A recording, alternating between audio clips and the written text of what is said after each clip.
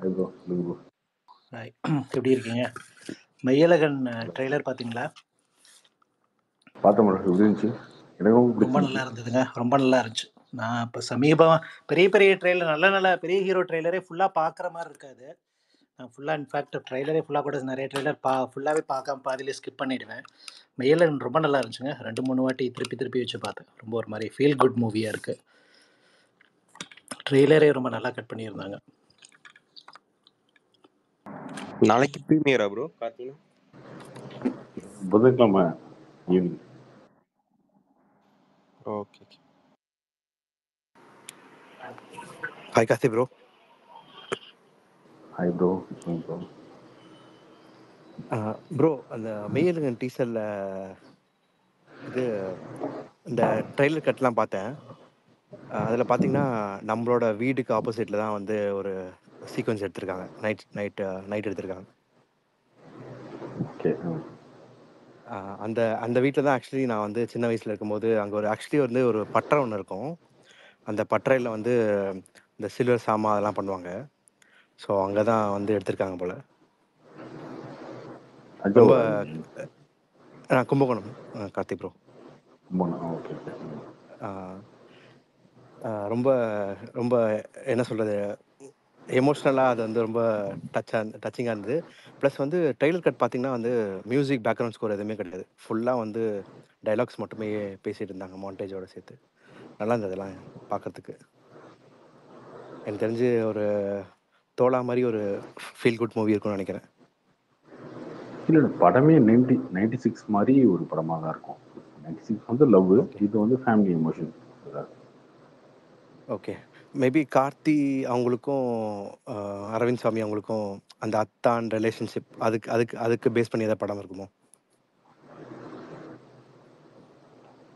அது உங்களுக்கு அது தெரியாதுங்க. என்கிட்ட 2-3 கதை சொல்ல வந்தாங்க. நான் சொல்லாதீங்க, படம் பார்த்துக்கணும்னு சொல்லிட்டேன். ஒருத்தர் வந்து இந்த ஊர் சைடில் எப்படி வந்து மாமாவெல்லாம் கொண்டாடுவோம். அத்தானா மாமா, அவ்வளோதான். மாமாவெல்லாம் எப்படி கொண்டாடுவோம். மாமா வாங்க மாமா சாப்பிடுவோம் மாமா, என்ன மாமா எங்கே போறீங்க அப்படின்னு இருக்கலாம். அப்படி ஒரு கேரக்டர் தான் கார்த்தி. அந்த புக் பப்ளிஷ் ஆகும். அதாவது இப்படி அது சிம்பிளா சொல்லணும்னா,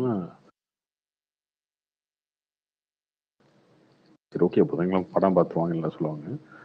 ஒன்லேனா எப்படி சொல்றதுன்னா, ஊர் விட்டு போய் பிரிஞ்சு போன ஒருத்தன் திரும்ப அந்த ஊருக்கு போறான். அவனுக்கு போறதுக்கு விருப்பமே இல்லை. இந்த ஊருக்கு ஏன் போனோம் அந்த மாதிரி இருக்கான். போனோன்னு ஒருத்தன் வந்து அன்பை காட்டுறான்,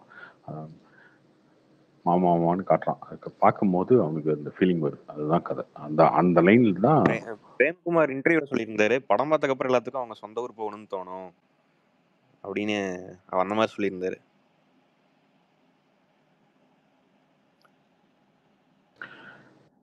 அதான் அந்த மாதிரிதான். உங்களுக்கு எப்படி ப்ரோ இருந்துச்சு ட்ரெய்லர்? உங்களுக்கு பிடிச்சதா? எனக்கு பிடிச்சி ரொம்ப பிடிச்சிருந்துச்சு. எனக்கு படமே அந்த படத்தை ரொம்ப எதிர்பார்க்குறேன். நான் வந்து தியேட்டரில் வந்து எந்த படத்தையுமே செகண்ட் டைம் தேர்ட் டைம் பார்க்க மாட்டேன். நான் பார்த்து ரொம்ப ரேராக தான் பார்ப்பேன். அந்த மாதிரி பார்த்தா அப்படி பார்த்த படம் 90s. இது போஸ்டர்ல இருந்தே ஒரு எக்ஸ்பெக்டேஷன் எனக்கு பர்சனலா இருந்துச்சு. போஸ்டர் ஃபர்ஸ்ட் லுக்ல இருந்தே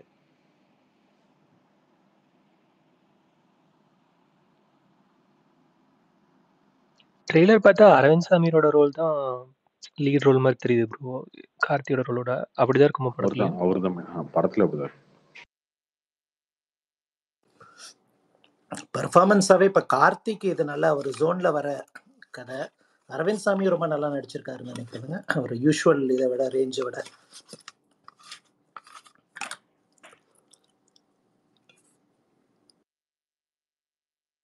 அவரோட டிராவல் தான் இந்த படம். டெல்டா கல்யாணம் பாட்டு சொன்னார் ப்ரோ. ஆனால் டியூரேஷன் ஏதாவது பிரச்சனையாக இருக்கும் ப்ரோ. 2 hours 57 பார்த்தேன். அது ஓகேங்க, அது பிரச்சனை தான். 3 மணி நேரம்ன்றதை பார்த்து பயப்படுறது. நல்ல படம் இருந்துச்சுன்னா பார்த்துருவாங்க, அது ஒன்றும் பிரச்சனை இல்லை. இல்லைங்க கார்த்தி, இவர் கார்த்தி கொஞ்சம் ரொம்ப நேச்சுரலா ஆக்சுவலா அப்படியே நடிப்பாரு. இந்த மெட்ராஸ் படத்துல நடிப்பாரு பார்த்தீங்களா, அந்த பாஷை அது இந்த மாதிரி கேரக்டர்லாம் கார்த்தி எனக்கு தெரிஞ்சு பெஸ்டா கொடுத்துருப்பாருன்னு நினைக்கிறேன். ப்ரோ என்ன நடிச்சாலும் கதை கதை கனெக்ட் ஆகலன்னா போர் அடிச்சிடும் ப்ரோ. 3 மணி நேரம்ன்றப்போ கதை நல்லா கனெக்ட் ஆனால் மட்டும்தான் தாங்கும்னு நினைக்கிறேன். நான் என்ன சொல்லணும்னா எமோஷனலாவும் சரி இல்ல இந்த கலகலப்பா பேசுறது எதுவும் இருந்தாலும் சரி, நீங்க கடைக்குட்டி சிங்கத்துல பாத்தீங்கன்னா தெரியும் கார்த்தியோட அந்த எமோஷனல் ஸ்பீச். அதே மாதிரி இந்த மெட்ராஸ் படத்துல எல்லாம் அந்த கலகலன்னு பேசும்போதும் சரி, அது கார்த்திகிட்ட அந்த நேச்சுரலாவே அந்த இது இருக்கு.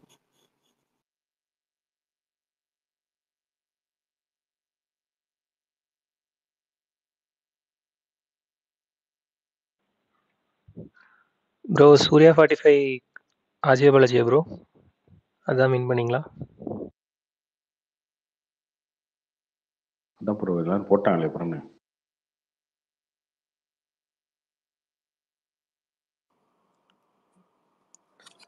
ஃபர்ஸ்ட் இந்த நியூஸ் யார் சொன்னதுங்க? இது ப்ரொடக்ஷன் ஹவுஸ் ஏதாவது அனௌன்ஸ் பண்ணாங்களா இல்லை எப்படி ஸ்டார்ட் ஆச்சுது?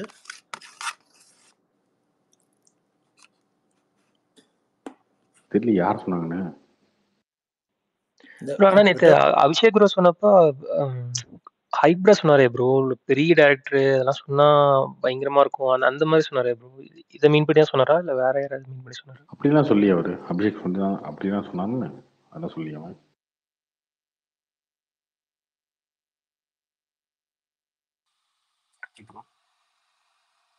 சொல்லுங்க ப்ரோ. இவரு நம்ம பிரசாந்த் அண்ணன் அவர் போட்ட ட்வீட்டே இதுக்கு ரீட்வீட் பண்ணியிருந்தாரு, பார்த்தோம்ல, விடாமுயற்சி பொங்கல்னு சொல்லிட்டு. யார் ரீட்வீட் பண்ணா?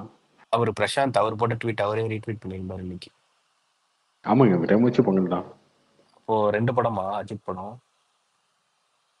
கிடையாது கிடையாது. ஏன்னா இவங்க இப்பதான் முந்தா நேரத்து தான் இவங்க குட் பை டக்லியும் போட்டிருந்தாங்க. Okay okay. அந்த மாதிரி யாரா ரிலீஸ் பண்ணுவாங்களாங்க?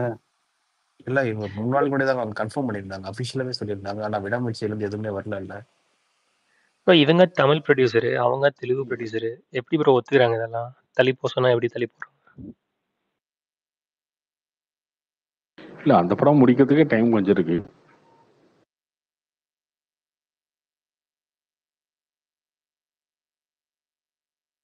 சரி ஓகே, உங்களுக்கு என்ன ஒரு 3 மாசத்துக்கு ஒரு படம், உங்களுக்கு ஒரு படம், அதுக்கப்புறம் ஏப்ரலுக்கு ஒரு படம், ஜாலி தானே? இல்லை ப்ரோ பொங்கலுக்கு விடாமுயற்சி மாதிரி படத்தை விட அந்த குட் பேட் அக்லி மாதிரி படம்னா கொஞ்சம் பெட்டராக இருக்கும். பிரேக் டவுன் பார்த்துருக்கேன் நான். அதனால அது லைக் ஒரு ஃபெஸ்டிவல் படம்லாம் ஃபெஸ்டிவல் டைமில் வர மூவி மாதிரி இருக்காது. ஒரு நல்ல த்ரில்லர் மூவி தான். ஆனால் தெரில ஃபெஸ்டிவலுக்கு ஓகேவான மூவியான்னு தெரில. இப்போ அது குட் பை டக்லி நல்லா பக்கா கமர்ஷியல்னு தெரியும் இல்லைங்களா? விடாமுயற்சி வந்து ஒரு கிளாஸ் படம் மாதிரி தான் இருக்கு. ஸோ எல்லாம் கமர்ஷியல் பார்க்க தானே ஆர்வமாக இருப்பாங்க. ஸோ அதனால தான் எல்லாம் குட் பை டக்லிக்கு அப்படியே ஒரு ஜம்ப் ஆயாச்சு, விடாமுயற்சி சரி இருக்கட்டும்ன்ற மாதிரி. இந்த படத்தை ஸ்கிப் ஆக முடியும். இந்த படமும் நல்லா தான் இருக்கும். இந்த படம் நல்லா தான் இருக்கும். பார்ப்போம் வரும்போது டீசர் ட்ரேட் எல்லாம்.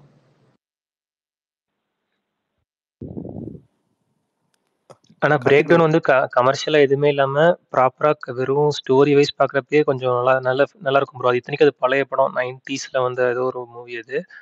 அதுல பார்க்குறப்பே அந்த ராவா நல்ல ஃபீல் இருக்கும். இவங்க தெரியல, இவங்க கொஞ்சம் கமர்ஷியலைஸ் ஆக்கி இப்போ இருக்க மாதிரி எடுத்தாங்கன்னா மேபி கொஞ்சம் நல்லாவே இருக்கும்.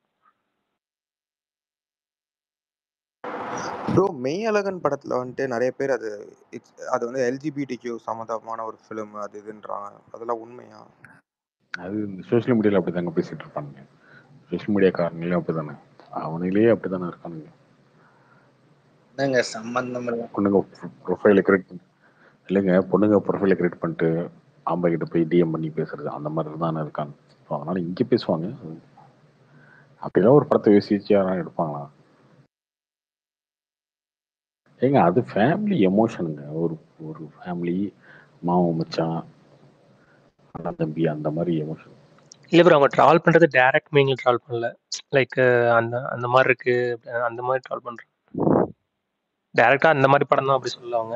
இல்லை நீங்க இல்லை சோசியல் மீடியாலே பார்த்தீங்கன்னா 5 வருஷம் கழிச்சு ஃப்ரெண்ட்ஸ் 2 பேரும் தோல் மேலே கழுவி போட்டு போனாலே இவனுங்க அப்படிதான் பேசிட்டு இருப்பானுன்னு வச்சுக்கோங்களேன். என்னடா ஒரு ஆம்பளை மேலே கை போடுறாங்க, பழக்கப்படுத்துறாங்க. என்ன பண்ண முடியும்? ஆனா இது கடைக்குட்டி சிங்கம்க்கு அப்புறம் மெய்யழகன் ஃபேமிலி ஆடியன்ஸ் நிறைய கொண்டு வரும் இல்லைங்களா? இல்லை அந்த சிந்தனை எப்படி வந்துச்சு நான் ஃபர்ஸ்ட் கேட்கறது. நீங்க எப்படி வந்துச்சு? எல்லாம் இந்த கோவா படத்தை பார்த்து இது பண்ணி போடுங்களான்னு நினைக்கிறேன் அந்த பசங்கெல்லாம். கோவாலாம் எப்பயோ வந்த படம்.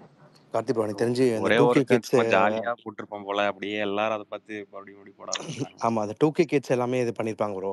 அவங்க தான் இல்ல இதெல்லாம் ப்ரோ, இப்பெல்லாம் அந்த பண்றது. வானவில் ட்ரால் அதிகமா 90s இருக்கு. கிட்ஸ்லாம் தெரியாது. வானவில் ட்ரால் அதிகமா இருக்குல்ல, ஸோ அந்த டைம்ல இந்த மாதிரி ஏதாவது ஒரு சீன் பார்த்தாலே அது டக்குன்னு அங்கதான் மைண்ட் போகுது. நான் பார்த்தது ப்ரோ அந்த ட்ரைலர்ல கடைசி அரவிந்த் சாமி ஃபீல் பண்ணிட்டுலாம் போவார், கார்த்தி ஒரு பக்கம் அழுதுன்னு இருப்பார்ல. ஸோ அதெல்லாம் மேட்ச் பண்ணி போட்டுட்டு அந்த கோர் ஆஃப் காதல் மம்முட்டி நடிச்சிருந்தாங்க, அந்த மாதிரி லிங்க் பண்ணி ஏதோ போட்டுட்டு இருந்தாங்க. அந்த 2 பேரும் எமோஷனல் பாத்தீங்களா ஆகிற மாதிரி எப்படி கிரெடிட் எப்படிப்பட்ட சிந்தனையெல்லாம் வந்து உங்க மனசுக்குள்ள விதைக்கிறாங்க அப்படின்றது எனக்கு தெரியுதா? ஃபுல்லா அந்த மாதிரி இது ஒண்ணும் இல்லை, நான் சொல்றேன் பாருங்க. இன்னொரு 5 வருஷம் கழிச்சு நீங்க அதான் நினைப்பீங்க, ஒரு ஃப்ரெண்டு இன்னொரு ஃப்ரெண்டை தனியா வந்து போறாங்க, கை மேல தோல் மேல கை போட்டு போறாங்க அப்படின்னாலே நீங்க அப்படி யோசிக்க ஆரம்பிப்பீங்க. அந்த மாதிரி அப்படிதான் அந்த சமுதாயம் மாறிட்டு இருக்கு. அதுவும் இந்த சோசியல் மீடியால இருக்கானுங்க, ஜென்சியில் இருக்கானுங்கல்ல, இது அப்படித்தான். Hi Karthik bro. Hi bro. Bro நான் ஒரு பயங்கரமான ஒரு ரஜினி ஃபேன் ப்ரோ. அப்புறம் வந்து ரஜினிக்கு அப்புறம் நான் ஒரு இளைய தளபதி ஃபேன். அப்போது சர்க்கார்லாம் வர வரைக்கும் நான் வந்து விஜயோட ஃபேன். அப்போல்லாம் இந்த ட்விட்டர், யூடியூப் இதெல்லாம் பெருசாக இல்லாதப்போ வந்து விஜய் வந்து பயங்கரமாக ஓட்டுவாங்க. எந்த படம் எடுத்தாலும் ஓட்டுவாங்க. குருவி, சூறாலாம் நான் காலேஜ்லாம் படிக்கிறப்போ எல்லா 10 பேர் இருக்காங்கன்னா 2 பேர் தான் விஜய் ஃபேன்ஸாக இருப்பாங்க. மற்ற எல்லாரும் அஜித் ஃபேன்ஸாக இருப்பாங்க. இப்போ சர்க்கார் இந்த படம்லாம் வந்ததுக்கப்புறம் அப்படியே பிளேட் தலைகீழா மாறி விஜய் ஃபேன் ஆனதே ரஜினி ஃபேனால் தான். ரஜினி விஜய்லாம் அவ்வளோ க்ளோஸாக இருந்தாங்க அப்போன்னு சொல்லிட்டு. இப்போ என்னடான்னா விஜய் வந்து எதுவுமே ஒரு இண்டஸ்ட்ரி கூட கொடுக்கலனாலுமே அப்படி ஒரு ஃபேன்ஸ் வராங்க, பேசுறாங்க. இப்போ அஜித் ஃபேன்ஸ் எல்லாம் இருக்காங்களே தெரியல, அப்படி ஆயிடுச்சு. கொடுக்கலைங்க, அவர் கொடுத்ததெல்லாம் இண்டஸ்ட்ரி தானுங்க. என்னங்க சொல்றீங்க? அவர் கொடுத்த எந்த படம் ஃபிளாப் சொல்லுங்க? ஃபிளாப் இல்ல, பட் ஒரு இண்டஸ்ட்ரி ரஜினி பீட் பண்ற லெவலுக்கு ஒரு ஹிட். நீங்களே சொல்லிருக்கீங்க எந்த படமே பெருசா உங்களுக்கு ரஜினி அவரோட ஒரு போட்டியே கிடையாதுல்ல. ரஜினி இல்லைங்க, அது ஓகே, அது என்னோட ஒப்பீனியன். ரஜினி அவருக்கு போட்டியே கிடையாது. விஜய் அஜித் அப்படிதானே கம்பேரிசன் இருந்துச்சு இது வரைக்கும். ரஜினிக்கு எப்போ வரீங்க அப்படின்னா இந்த ஜெயிலருக்கு முன்னாடி அப்பதான் வர ஆரம்பிக்கிறீங்க ரஜினி கூட. அந்த ஃபைட்டுன்றது அங்கதான் ஆரம்பிக்குது. அதுக்கு முன்னாடி வரைக்கும் விஜய் அஜித் தான் பேசிட்டு இருந்தீங்க. அந்த டைம்ல வந்து துப்பாக்கில இருந்து அவர் தொடர்ந்து வந்து உங்களை பெருமைப்படுத்துற மாதிரி தானே கொடுத்துட்டு இருந்தாரு. ஆனா தெறிக்கு அப்புறம் எதுவுமே நல்லா இல்ல ப்ரோ. மெர்சல் எதுவுமே நல்லா இல்ல. ஆனா முன்னாடி நல்லா இருந்தா கூட, காவலெல்லாம் நல்லா இருந்தா கூட பெருசா பேசல. வேட்டைக்காரன்லாம் கூட சுமாரா தான் இருக்கும். அது கூட ஃபிளாப் ஆயிடுச்சு. பட் இப்போ ரொம்ப சுமாரா இருந்தா கூட பயங்கரமா ஓடுது. 300, 200 போகுது. அது கூட எப்படி ப்ரோ முதல்ல ரஜினிக்கும் விஜய்க்கும் சண்டை வந்துச்சு ஃபேன்ஸ்குள்ள? க்ளோஸா தானே இருந்தாங்க பயங்கரமா. இப்போ வந்து விஜய் ஃபேன்ஸ்லாம் ஒரு பெரிய முடிவு எடுத்திருக்காங்க. இல்ல க்ளோஸா கிடையாது. என்னன்னா அந்த இடத்துக்கு வந்துட்டாரு அவரு. வந்ததுக்கு அப்புறம் அஜித்தா விஜயான்னு வரும்போது அஜித் தாண்டிட்டாரு அப்படின்னு ஒண்ணு வருது இல்லையா. வந்ததுக்கு அப்புறம் அடுத்த ரஜினி தான் அப்படின்னு வரும்போது தான் இங்க பிரச்சனை வருது. அப்ப ரஜினியுமே டவுனா இருந்தாரு. ஜெயிலர் கொடுத்து அவர் வரும்போது திரும்ப அந்த போட்டிக்குள்ள நானும் இருக்கேன், ரஜினி வராரு இல்லையா. வரும்போது தான் இங்க இந்த சண்டை முத்துது. இப்போ லால் சலாம் படத்துல கூட ரஜினி வந்து நான் விஜய் வந்து நான் பார்த்து வளர்ந்த பையன், ஸோ எனக்கு மரியாதை இருக்காது அப்படிலாம் பேசியிருக்காரு. அதுக்குமே விஜய் ரெஸ்பான்ஸ் பண்ணவும் தேவையில்லைன்னு வச்சுக்கோங்களேன். இப்போ விஜய் ஃபேன்ஸ்லாம் இல்லை, வேட்டையன் எப்படியும் ஓடவே வைக்கக்கூடாதுன்னு சொல்லிட்டு பயங்கரமா ட்விட்டர்ல பேசிட்டு இருக்காங்க, போஸ்ட் போட்டுட்டு இருக்காங்க. வேட்டையனை தோக்கடிச்சே ஆகும் அப்படின்னு சுத்திட்டு இருக்காங்க. அதுதான் புரியவே இல்லை. அவ்வளோ பெரிய ஆளுக்கு ஒரு ரெஸ்பெக்ட் கொடுக்காம இந்த மாதிரி பண்ணிட்டு இருக்கானுங்களே. இத்தனைக்கும் அவர் ரூட்ல வந்தவர் தான் இவரு, கரெக்டா? அதனால தான் ரஜினி ஃபேன்ஸ்லாம் விஜய் ஃபேன்ஸாவே ஆனாங்க. இப்போ அப்படியே இப்போ எனக்கு தெரிஞ்ச ரஜினி ஃபேன்ஸ் யாருமே விஜய் ஃபேன்ஸ் இல்லை. எல்லாருமே விஜய் ஹேட் பண்றாங்க. விஜய் பிடிச்சாலுமே இவனுங்களாலேயே விஜய் ஹேட் பண்றாங்க. எப்படி வைபராஜா பேசி பேசி கமல்ஹாசன் பிடிக்காம போச்சு, அந்த மாதிரி. அப்படிலாம் கிடையாதுங்க. அது எல்லாருக்கும் இருக்க சைக்காலஜி தாங்க. சரியா, சம்மந்தமே இருக்காது. திமுக ஆண்டான அதிமுக ஆண்டான இவனுக்கு எதுவும் இருக்காது. இவனுக்கு வந்து இவன் நாளைக்கு திமுக சப்போர்ட்டரா இருப்பான். இவன் போய் வந்து ஏதோ ஒரு திமுகன்னு சொல்றது எக்ஸாம்பிள் சொல்றேன். திமுக அதிமுக இருக்கும், திமுக சப்போர்ட்டரா இருப்பான். சரி ஓகே, நான் திமுக பார்த்தியா எங்க ஆள் ஜெயிச்சிட்டாரு, எங்க தலைமை ஜெயிச்சிட்டாரு, ஸ்டாலின் ஜெயிச்சிட்டாரு, கருணாநிதி ஜெயிச்சிட்டாரு, சிஎம் ஆயிட்டாரு அப்படின்னு சொல்லுவான். ஆனா இவனால ஒரு கையெழுத்து கூட வாங்க முடியாது. அந்த இடத்துல வந்து இவன் வீட்டை தண்ணி வரலன்னா கூட உன்னால போய் கேட்க முடியாது, கரண்ட் போச்சுன்னா கூட கேட்க முடியாது. இருந்தாலும் எல்லாருக்கும் என்னன்னா, நான் நினைச்ச டீம் ஜெயிச்சிருச்சு, நான் சொன்னவன் ஜெயிச்சிட்டாங்க அப்படின்றது இருக்குல்ல. அதுக்கு ஒரு போட்டி வரும்போது அந்த போட்டியில எல்லாரும் எதிர்ப்பு சர்க்கிள் தான் அது இருக்கும். அது பர்சனலா ஒரு ஒரு கிரிக்கெட் மேட்ச் பார்க்குற மாதிரி, நான் சிஎஸ்கே ஃபாலோவர், அவன் ஆர்சிபி ஃபாலோவர், அந்த மாதிரி பார்க்குற விஷயங்கள் தான் இது. எல்லாருமே என்டர்டைன்மெண்ட் தான் பார்ப்பாங்க. என்டர்டைன்மெண்ட்னா பேசிக் இது என்டர்டைன்மெண்ட் தான். அதை தாண்டி அதில் வந்து கொஞ்சம் கோவம் அதிகமாக போய் சண்டை போடுறவங்க ஒரு சிலர் இருப்பாங்கல்ல, அதுதான் நீங்கள் சொல்றீங்க. இல்ல கார்த்திக், எனக்கு ஒரு கொஸ்டின். ஆக்சுவலா இவர் கேட்டது கரெக்ட். நான் நினைக்கிறேன், நான் இல்லை என்னுடைய ஆள் ஜெயிக்கணும் அவ்வளோதான் அப்படின்னு தான் அவங்க நினைச்சிட்டு இருப்பாங்க. போட்டிக்கு எவன் வந்தாலும் பிரச்சனை இல்லை, அதுதான் அவங்களுடைய மைண்ட் செட்டா இருக்கும். இல்ல கார்த்திக், எனக்கு ஒரு கொஸ்டின் என்னன்னா, ஆக்சுவலா நான் அஜித் ஃபேன் தான். ரஜினிகாந்த் வந்து ஒரு பேட்டி இதுல வந்து ஆடியோ லான்ச்ல வந்து விஜய் வந்து பேசிட்டாரு அப்படின்றதுக்காக விட்டு கொடுத்து போக முடியல அந்த சண்டையை. அதை எப்படி விட்டு கொடுத்து போவாங்க? இல்ல பண்ணவே மாட்டாங்க. ரொம்ப டீசெண்டா பேசினார் விஜய். நான் பார்த்து வளர்ந்த பையன், எனக்கு வந்து மரியாதை இருக்காது. அப்படி முடியாதுங்க இந்த சண்டை. அது அது அது அது அப்படின்னா நடக்கவே நடக்காதுங்க. அது நடக்கவே நடக்காது. ப்ரோ அது ரெண்டாவது ஆடியோ லான்ச். இன்னும் நீங்க சொல்றீங்க ரஜினியும் கமலும் நிறைய ஸ்டேஜ்ல வந்து கமல் ரஜினி 2 பேரும் கட்டி பிடிச்சி பேசி கையை கொடுத்து எல்லாம் பண்ணியிருக்காங்க. கமல் ஃபேன்ஸ் ஒத்துக்கிறாங்களா என்ன? ரஜினி ஃபேன்ஸ் ஒத்துக்கிறாங்களா என்ன கமலை? அதுக்கடி அது மாறாதுங்க. போட்டின்றது மாறவே மாறாது. பட் கமலுக்கும் ரஜினிக்கும் ஒரு ஃப்ரெண்ட்ஷிப் இருந்தது இல்ல, அது ஏன் விஜய் ட்ரை பண்ணக்கூடாது? அவங்களுக்கு இருக்கலாமே இல்ல அது ஏன் விஜய் ட்ரை பண்ணக்கூடாது? அது ஏன் விஜய் ட்ரை பண்ணக்கூடாது? ஏங்க அவங்களுக்கு இருக்குன்றதுக்காக எனக்கு இருக்க வேண்டிய அவசியம் இல்லைல்ல. இல்ல நீங்க வந்து ஒரு குருவா தானே வச்சிருந்தீங்க ரஜினிய. அப்படி இருக்கும்போது அவரே வந்து இறங்கி பேசும்போது ஃபேன்ஸுக்கு சொல்லலாம்ல, ஏன்பா இப்படிலாம் பண்றீங்க அப்படின்னு. ஒரு ஜஸ்ட் ஒரு இனிஷியேட் தானே. அரசியல் வேற வராரு, ஓட்டு வேற வாங்கணும். சொன்னாலுமே யாரும் கேட்க மாட்டாங்க. சொன்னாலும் யாரும் கேட்க மாட்டாங்க. அது கேட்க மாட்டாங்க. இல்ல கார்த்தி, எனக்கு ஒரு இது கேட்க முடியாதுங்க. எப்படிங்க நீங்க விட்டு கொடுத்து போவீங்க? விட்டு கொடுத்து போற மனப்பான்மை எவ்வளவு பேருங்க இருக்கு. அந்த மாதிரிலாம் அப்படிலாம் சரி ஓகே அவரே சொல்லிட்டாரு கேட்டுக்குவோம் அப்படின்னா யாருங்க போவாங்க? அட்லீஸ்ட் ரஜினி ஃபேன்ஸ் கொஞ்சம் காண்டு குறைச்சுப்பாங்களே விஜய் மேல. விஜய் எல்லாரும் இல்ல கார்த்திக், இப்போ எல்லாருக்குமே வந்து இப்ப விஜய் வந்து ஏதாச்சும் ஒரு வார்த்தை பேசிட மாட்டாரா? இப்ப எனக்கு கூட பாத்தீங்கன்னா எனக்கு பிடிக்காமலே போயிடுச்சு விஜய். இப்போ கூட விஜய் ஒரு வார்த்தை பேசினா விஜய் மறுபடியும் எனக்கு பிடிக்க ஆரம்பிக்கும். ஏன்னா நான் விஜயோட ஃபேனா தான் இருந்தேன். அதுதான் இப்போ நான் என்னோட என்ன சொல்லிட்டாலுமே பாருங்க, விஜயே நாளைக்கு வந்து ஒரு ஆடியோ லான்ச்ல மாநாட்டிலயோ அந்த ரஜினி பெருமையா பேசிட்டு ரஜினி அது சொல்லிட்டாருன்னு நினைக்கிறேன். லியோ ஒரு சக்சஸ் மீட்ல சொல்லிட்டாரு, ரஜினி பத்தி பெருமையெல்லாம் சொல்லிட்டாரு. சூப்பர் ஸ்டார்னா அவரு வந்து அவர் எப்படி தெரியுமா சொன்னாரு? நம்ம மனசு ஏத்துக்க இல்ல அது சொன்னது அதுலயும் ஒரு காக்கா கழுகு சொல்லிட்டு சிரிச்சது எதுக்கு சார் கார்த்தி? கொஞ்ச நேரம் போய் நின்னு பின்னாடி. அதுதான் சொல்றேனே, அதுதான் சொல்றேன். அப்படி சொன்னா கூட ஏன் சிரிச்சாருங்க? இல்ல இப்ப சொன்னாருங்க, முன்னாடி சொல்ல வேண்டியதானே? ஏன் வாரிசு ஆடியோ லான்ச்ல சொல்ல, இப்ப ஏன் சொல்றாரு? இப்படிதான் அப்போ வாரிசு ஆடியோ லான்ச்ல அவரு சொல்லாம இப்ப ஏன் சொல்றாரு? ஜெயிலர் ஒன்னதனால சொல்றாரு. இல்லங்க அதுதாங்க சொல்றேன். சிரிக்காம கூட வந்துருக்கு. அதெல்லாம் ஓகே ப்ரோ. இல்ல ஒரு நிமிஷம் இருங்க.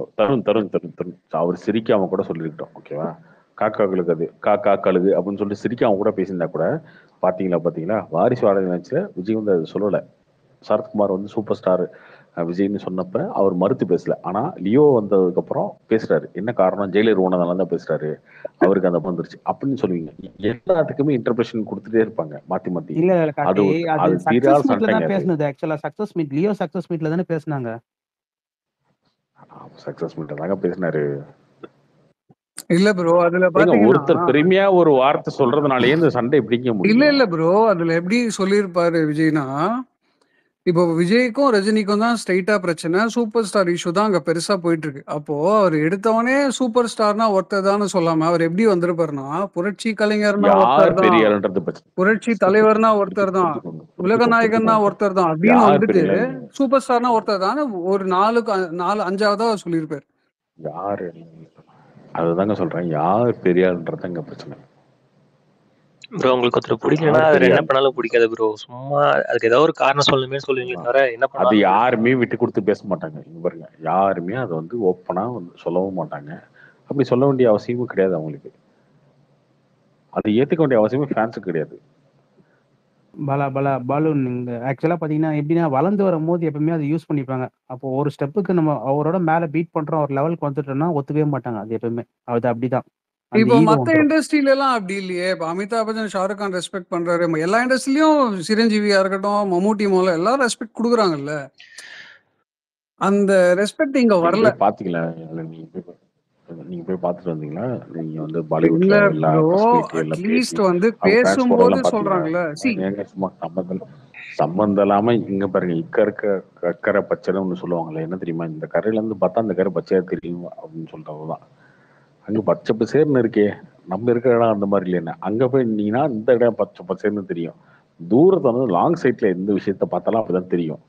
நீங்க போய் ஒரு தெலுங்கு ஆடியன்ஸ்ட ரொம்ப பர்சனலா பழகி பாருங்க, அவனுங்க அடிக்கிற அடி இருக்கே, பவன் கல்யாண் ஃபேன்ஸும் மகேஷ் பாபு ஃபேன்ஸும் அல்லு அர்ஜுன் ஃபேன்ஸும் அவனுக்கு திட்டா அதெல்லாம் நமக்கு தெரியாது. இங்க இருந்து பார்க்கும்போது பரவாயில்லையே, அவனுக்கு நல்லா இருக்குன்னு அவனுக்கு சண்டை போடாம இருக்காங்களே இவங்க. அது அப்படிலாம் எங்கேயுமே இருப்பாங்க, எங்கேயுமே இருக்க மாட்டாங்க. ஃபேன்ஸ் இல்ல ப்ரோ, நான் சொல்றது ஹீரோ சொல்றேன்.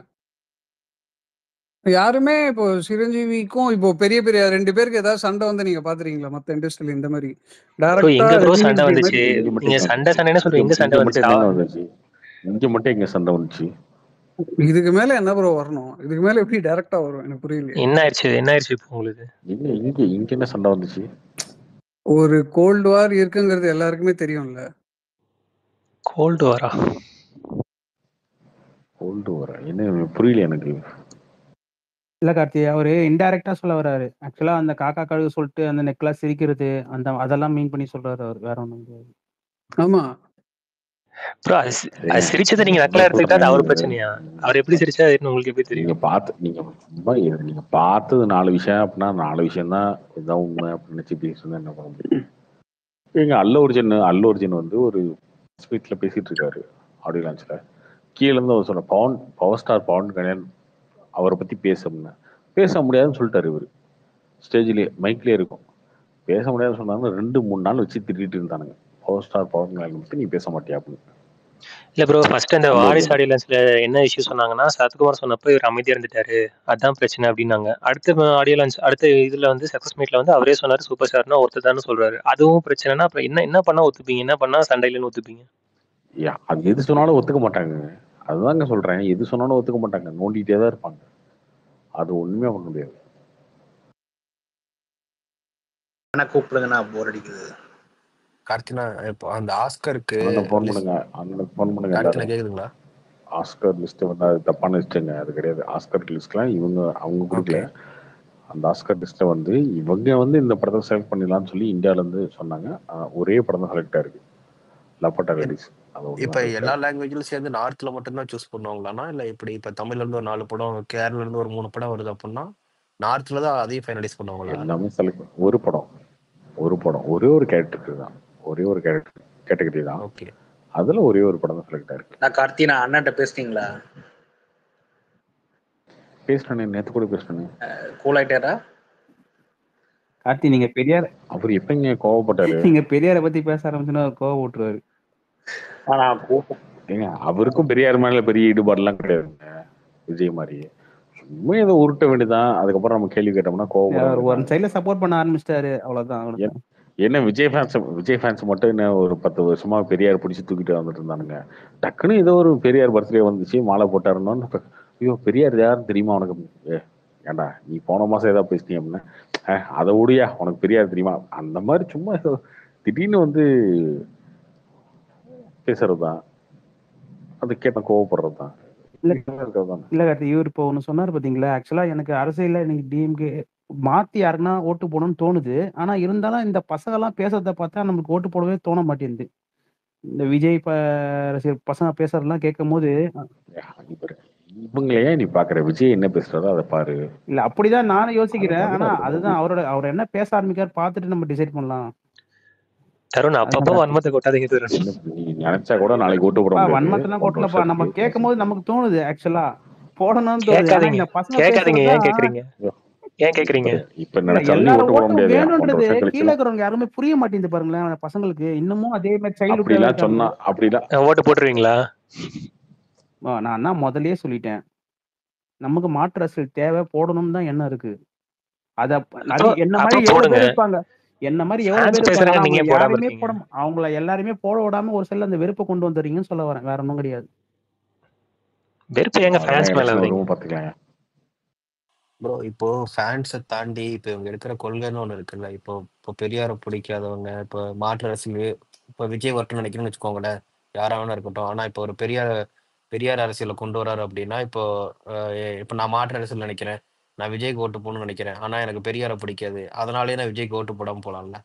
ஸோ இந்த மாதிரியும் சிலது இருக்குன்னு நான் பாக்குறேன் நான். இல்லங்க இது கரெக்ட் தான் ஃபேன் நீங்க வைட்டை சொல்றது. விட்டுருங்க. இங்க கார்த்தி சொன்ன மாதிரி திராவிட அரசியலே வருது. திராவிட அரசியலே வரதுக்கு எதுக்கு இவர் வராரு அப்படின்றது கூட ஒரு கொஸ்டின் கேட்டாரு. ஓகே, அதுவும் ஒரு சில பேர் பிடிக்காம இருக்கலாம். திராவிட அரசியல் பிடிக்காமனா அதே மாதிரி வரும்போது எதுக்கு ஓட்டு போடணும்னு கூட யோசிப்பாங்க. நீங்க சொல்றது கரெக்ட் தான். அவர் அதுதான் பேசுறத இப்போ வச்சுதான் இருக்கு எல்லாமே. இப்போ கமலை என்ன விமர்சனம் பண்றாங்க, நீங்க எதுக்கு கட்சி ஆரம்பிச்சீங்க, நீங்க திமுக கூடயே சேர்ந்துடலாம்ல, எனக்கு உங்க என்ன கட்சியில இருந்து தோணுதுன்னா, ஓடி போனாங்கன்ற மாதிரி. இது ஒரு சேஃப் கேமா இருக்குமோன்னு தோணுது. இப்போ வந்து எப்படின்னா பெரியாரை வச்சு அப்படியே அரசியல் வந்தா ஏடிஎம்கே டிஎம்கேவோட ஓட்டு வந்து நம்ம கிட்ட வந்துடும். இன்கேஸ் ஃபியூச்சர்ல நமக்கு ஏதாச்சும் ஆச்சுன்னா கூட நம்ம டிஎம்கே ஏடிஎம்கே பத்தி நம்ம எதுவும் தப்பா பேசல, நம்ம யார் கூடவாவது ஜாயின் பண்ணிடலாம்.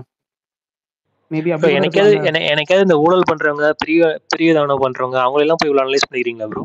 சேஃப் அரசியல்லாம் ஒரு தப்புன்னு சொல்லி வந்து பேசுறீங்க. வேற ஏதாவது எத்தனையோ தப்பு நடக்குது. அந்த கட்சியில இப்படிதாங்க கமல் பண்ணாரு. கரெக்டா டார்ச்சை போட்டு உடைக்கிறது எல்லாருமே என்ன பண்றாங்கன்னா, எல்லாருமே டைரக்டா வந்து பிஜேபி எதிர்த்தா நம்ம ஜெயிச்சிடலாம் தமிழ்நாட்டுல அப்படின்னு நினைச்சுக்கிறாங்க. ஆனா பிஜேபி எதிர்த்தா நம்ம தமிழ்நாட்டுல ஜெயிக்க முடியாது. ஸ்ட்ராங் ஆகிற 2 கட்சி எதிர்த்தா மட்டும் தான் நம்ம தமிழ்நாட்டுல ஜெயிக்க முடியும். ஏடிஎம்கே டிஎம்கே எடுத்தா மட்டும் தான் ஜெயிக்க முடியும். நான் சொன்னா ஒரு ஒத்துக்க மாட்டாங்க, சண்டைக்கு வருவாங்க. ஆனா பிஜேபி கண்டிப்பா வாய்ப்பு இருக்கு ப்ரோ.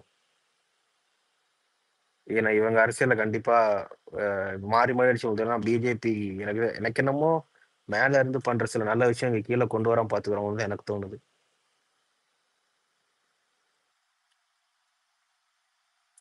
அதுவே இப்பதான் கண்டுபிடிச்சிருக்கீங்களா? கண்டுபிடிச்சுக்கணும் இல்ல ப்ரோ, நான் இப்பதான் இதை வெளில சொல்றேன். நான் முன்னாடி இங்க பேசினது இல்லை, அதான் சொல்றேன். இப்ப அரசியல் வந்ததுனால சொன்னேன், பிஜேபி பத்தி சொன்னதுனால.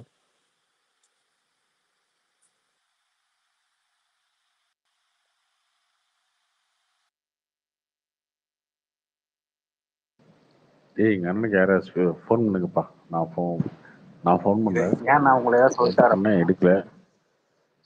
சரி அந்த மாதிரிலாம் கிடையவே கிடையாது. நேற்று பண்ண எடுக்கல. சரி ஓகே, நீங்க பண்றதுனா பண்ணிடுவோம். மழை தான் வந்துட்டு இருக்கு. இன்னும் சென்னையில பயங்கரமா மழை வருது. மழை வெளுத்து வீசுது.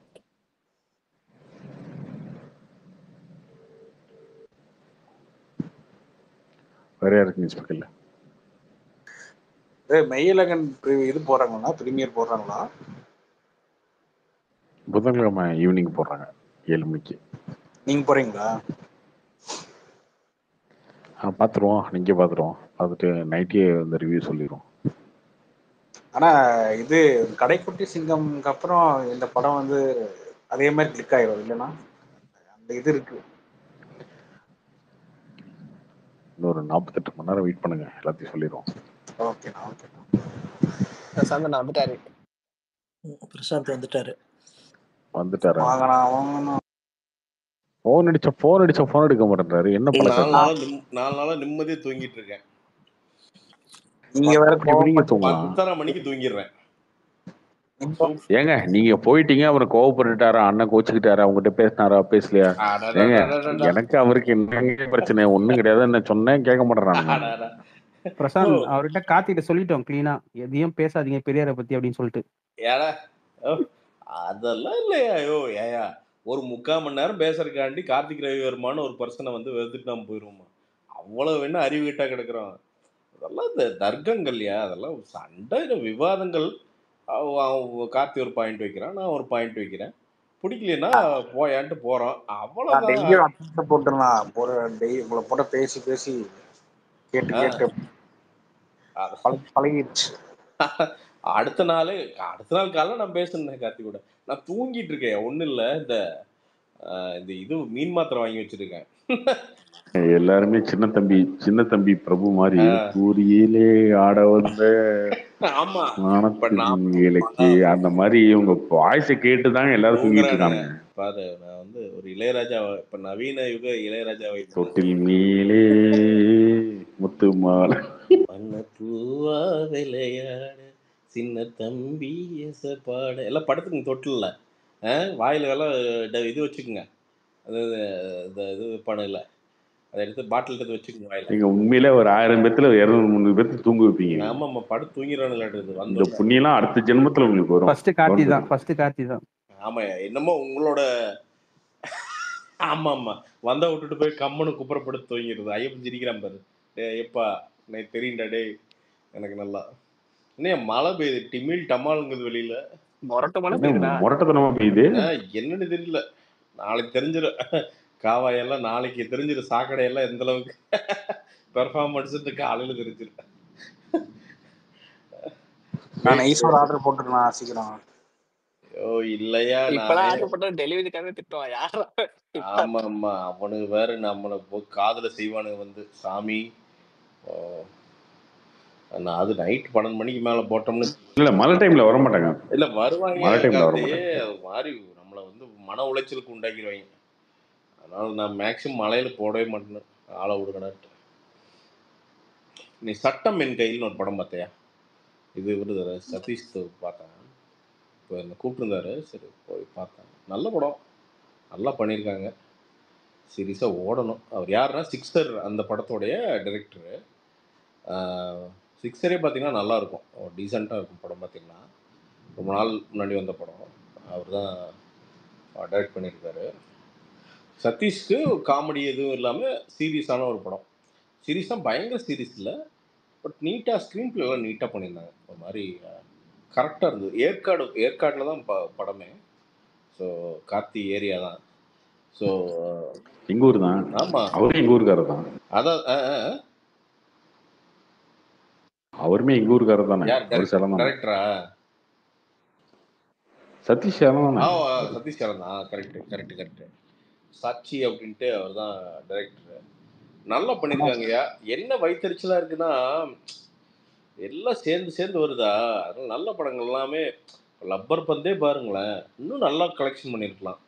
எல்லாம் 4-5 படம் சேர்ந்து வர்றங்காட்டிக்கு அம்மா எல்லாருமே ரொம்ப ஸ்ட்ரகிள் பண்ணுறாங்க. பார்க்குறதுக்கு கஷ்டமாக இருக்குது சீரியஸாக. அண்ணா பையா எலகன் ட்ரெய்லர், உங்கள் தாட்ஸ் சொல்லுங்க. நல்ல ட்ரெய்லரியா, நல்ல ட்ரெய்லரு. இவனுங்க என்னது LGBTQ அப்படின்ட்டு இவனுங்க ஒரு குரூப். ஏண்டா நீங்கள் மனுஷனு இல்லைடா நீங்கள்லாம். ஏண்டா ஒரு ஆணுக்கு வந்து பார்த்தீங்கன்னா ஒரு உறவே இருக்காதேடா. எவனோ ஒருத்தன் கீழே போடுறான் LGBTQ அப்படின்னு போடுறான்.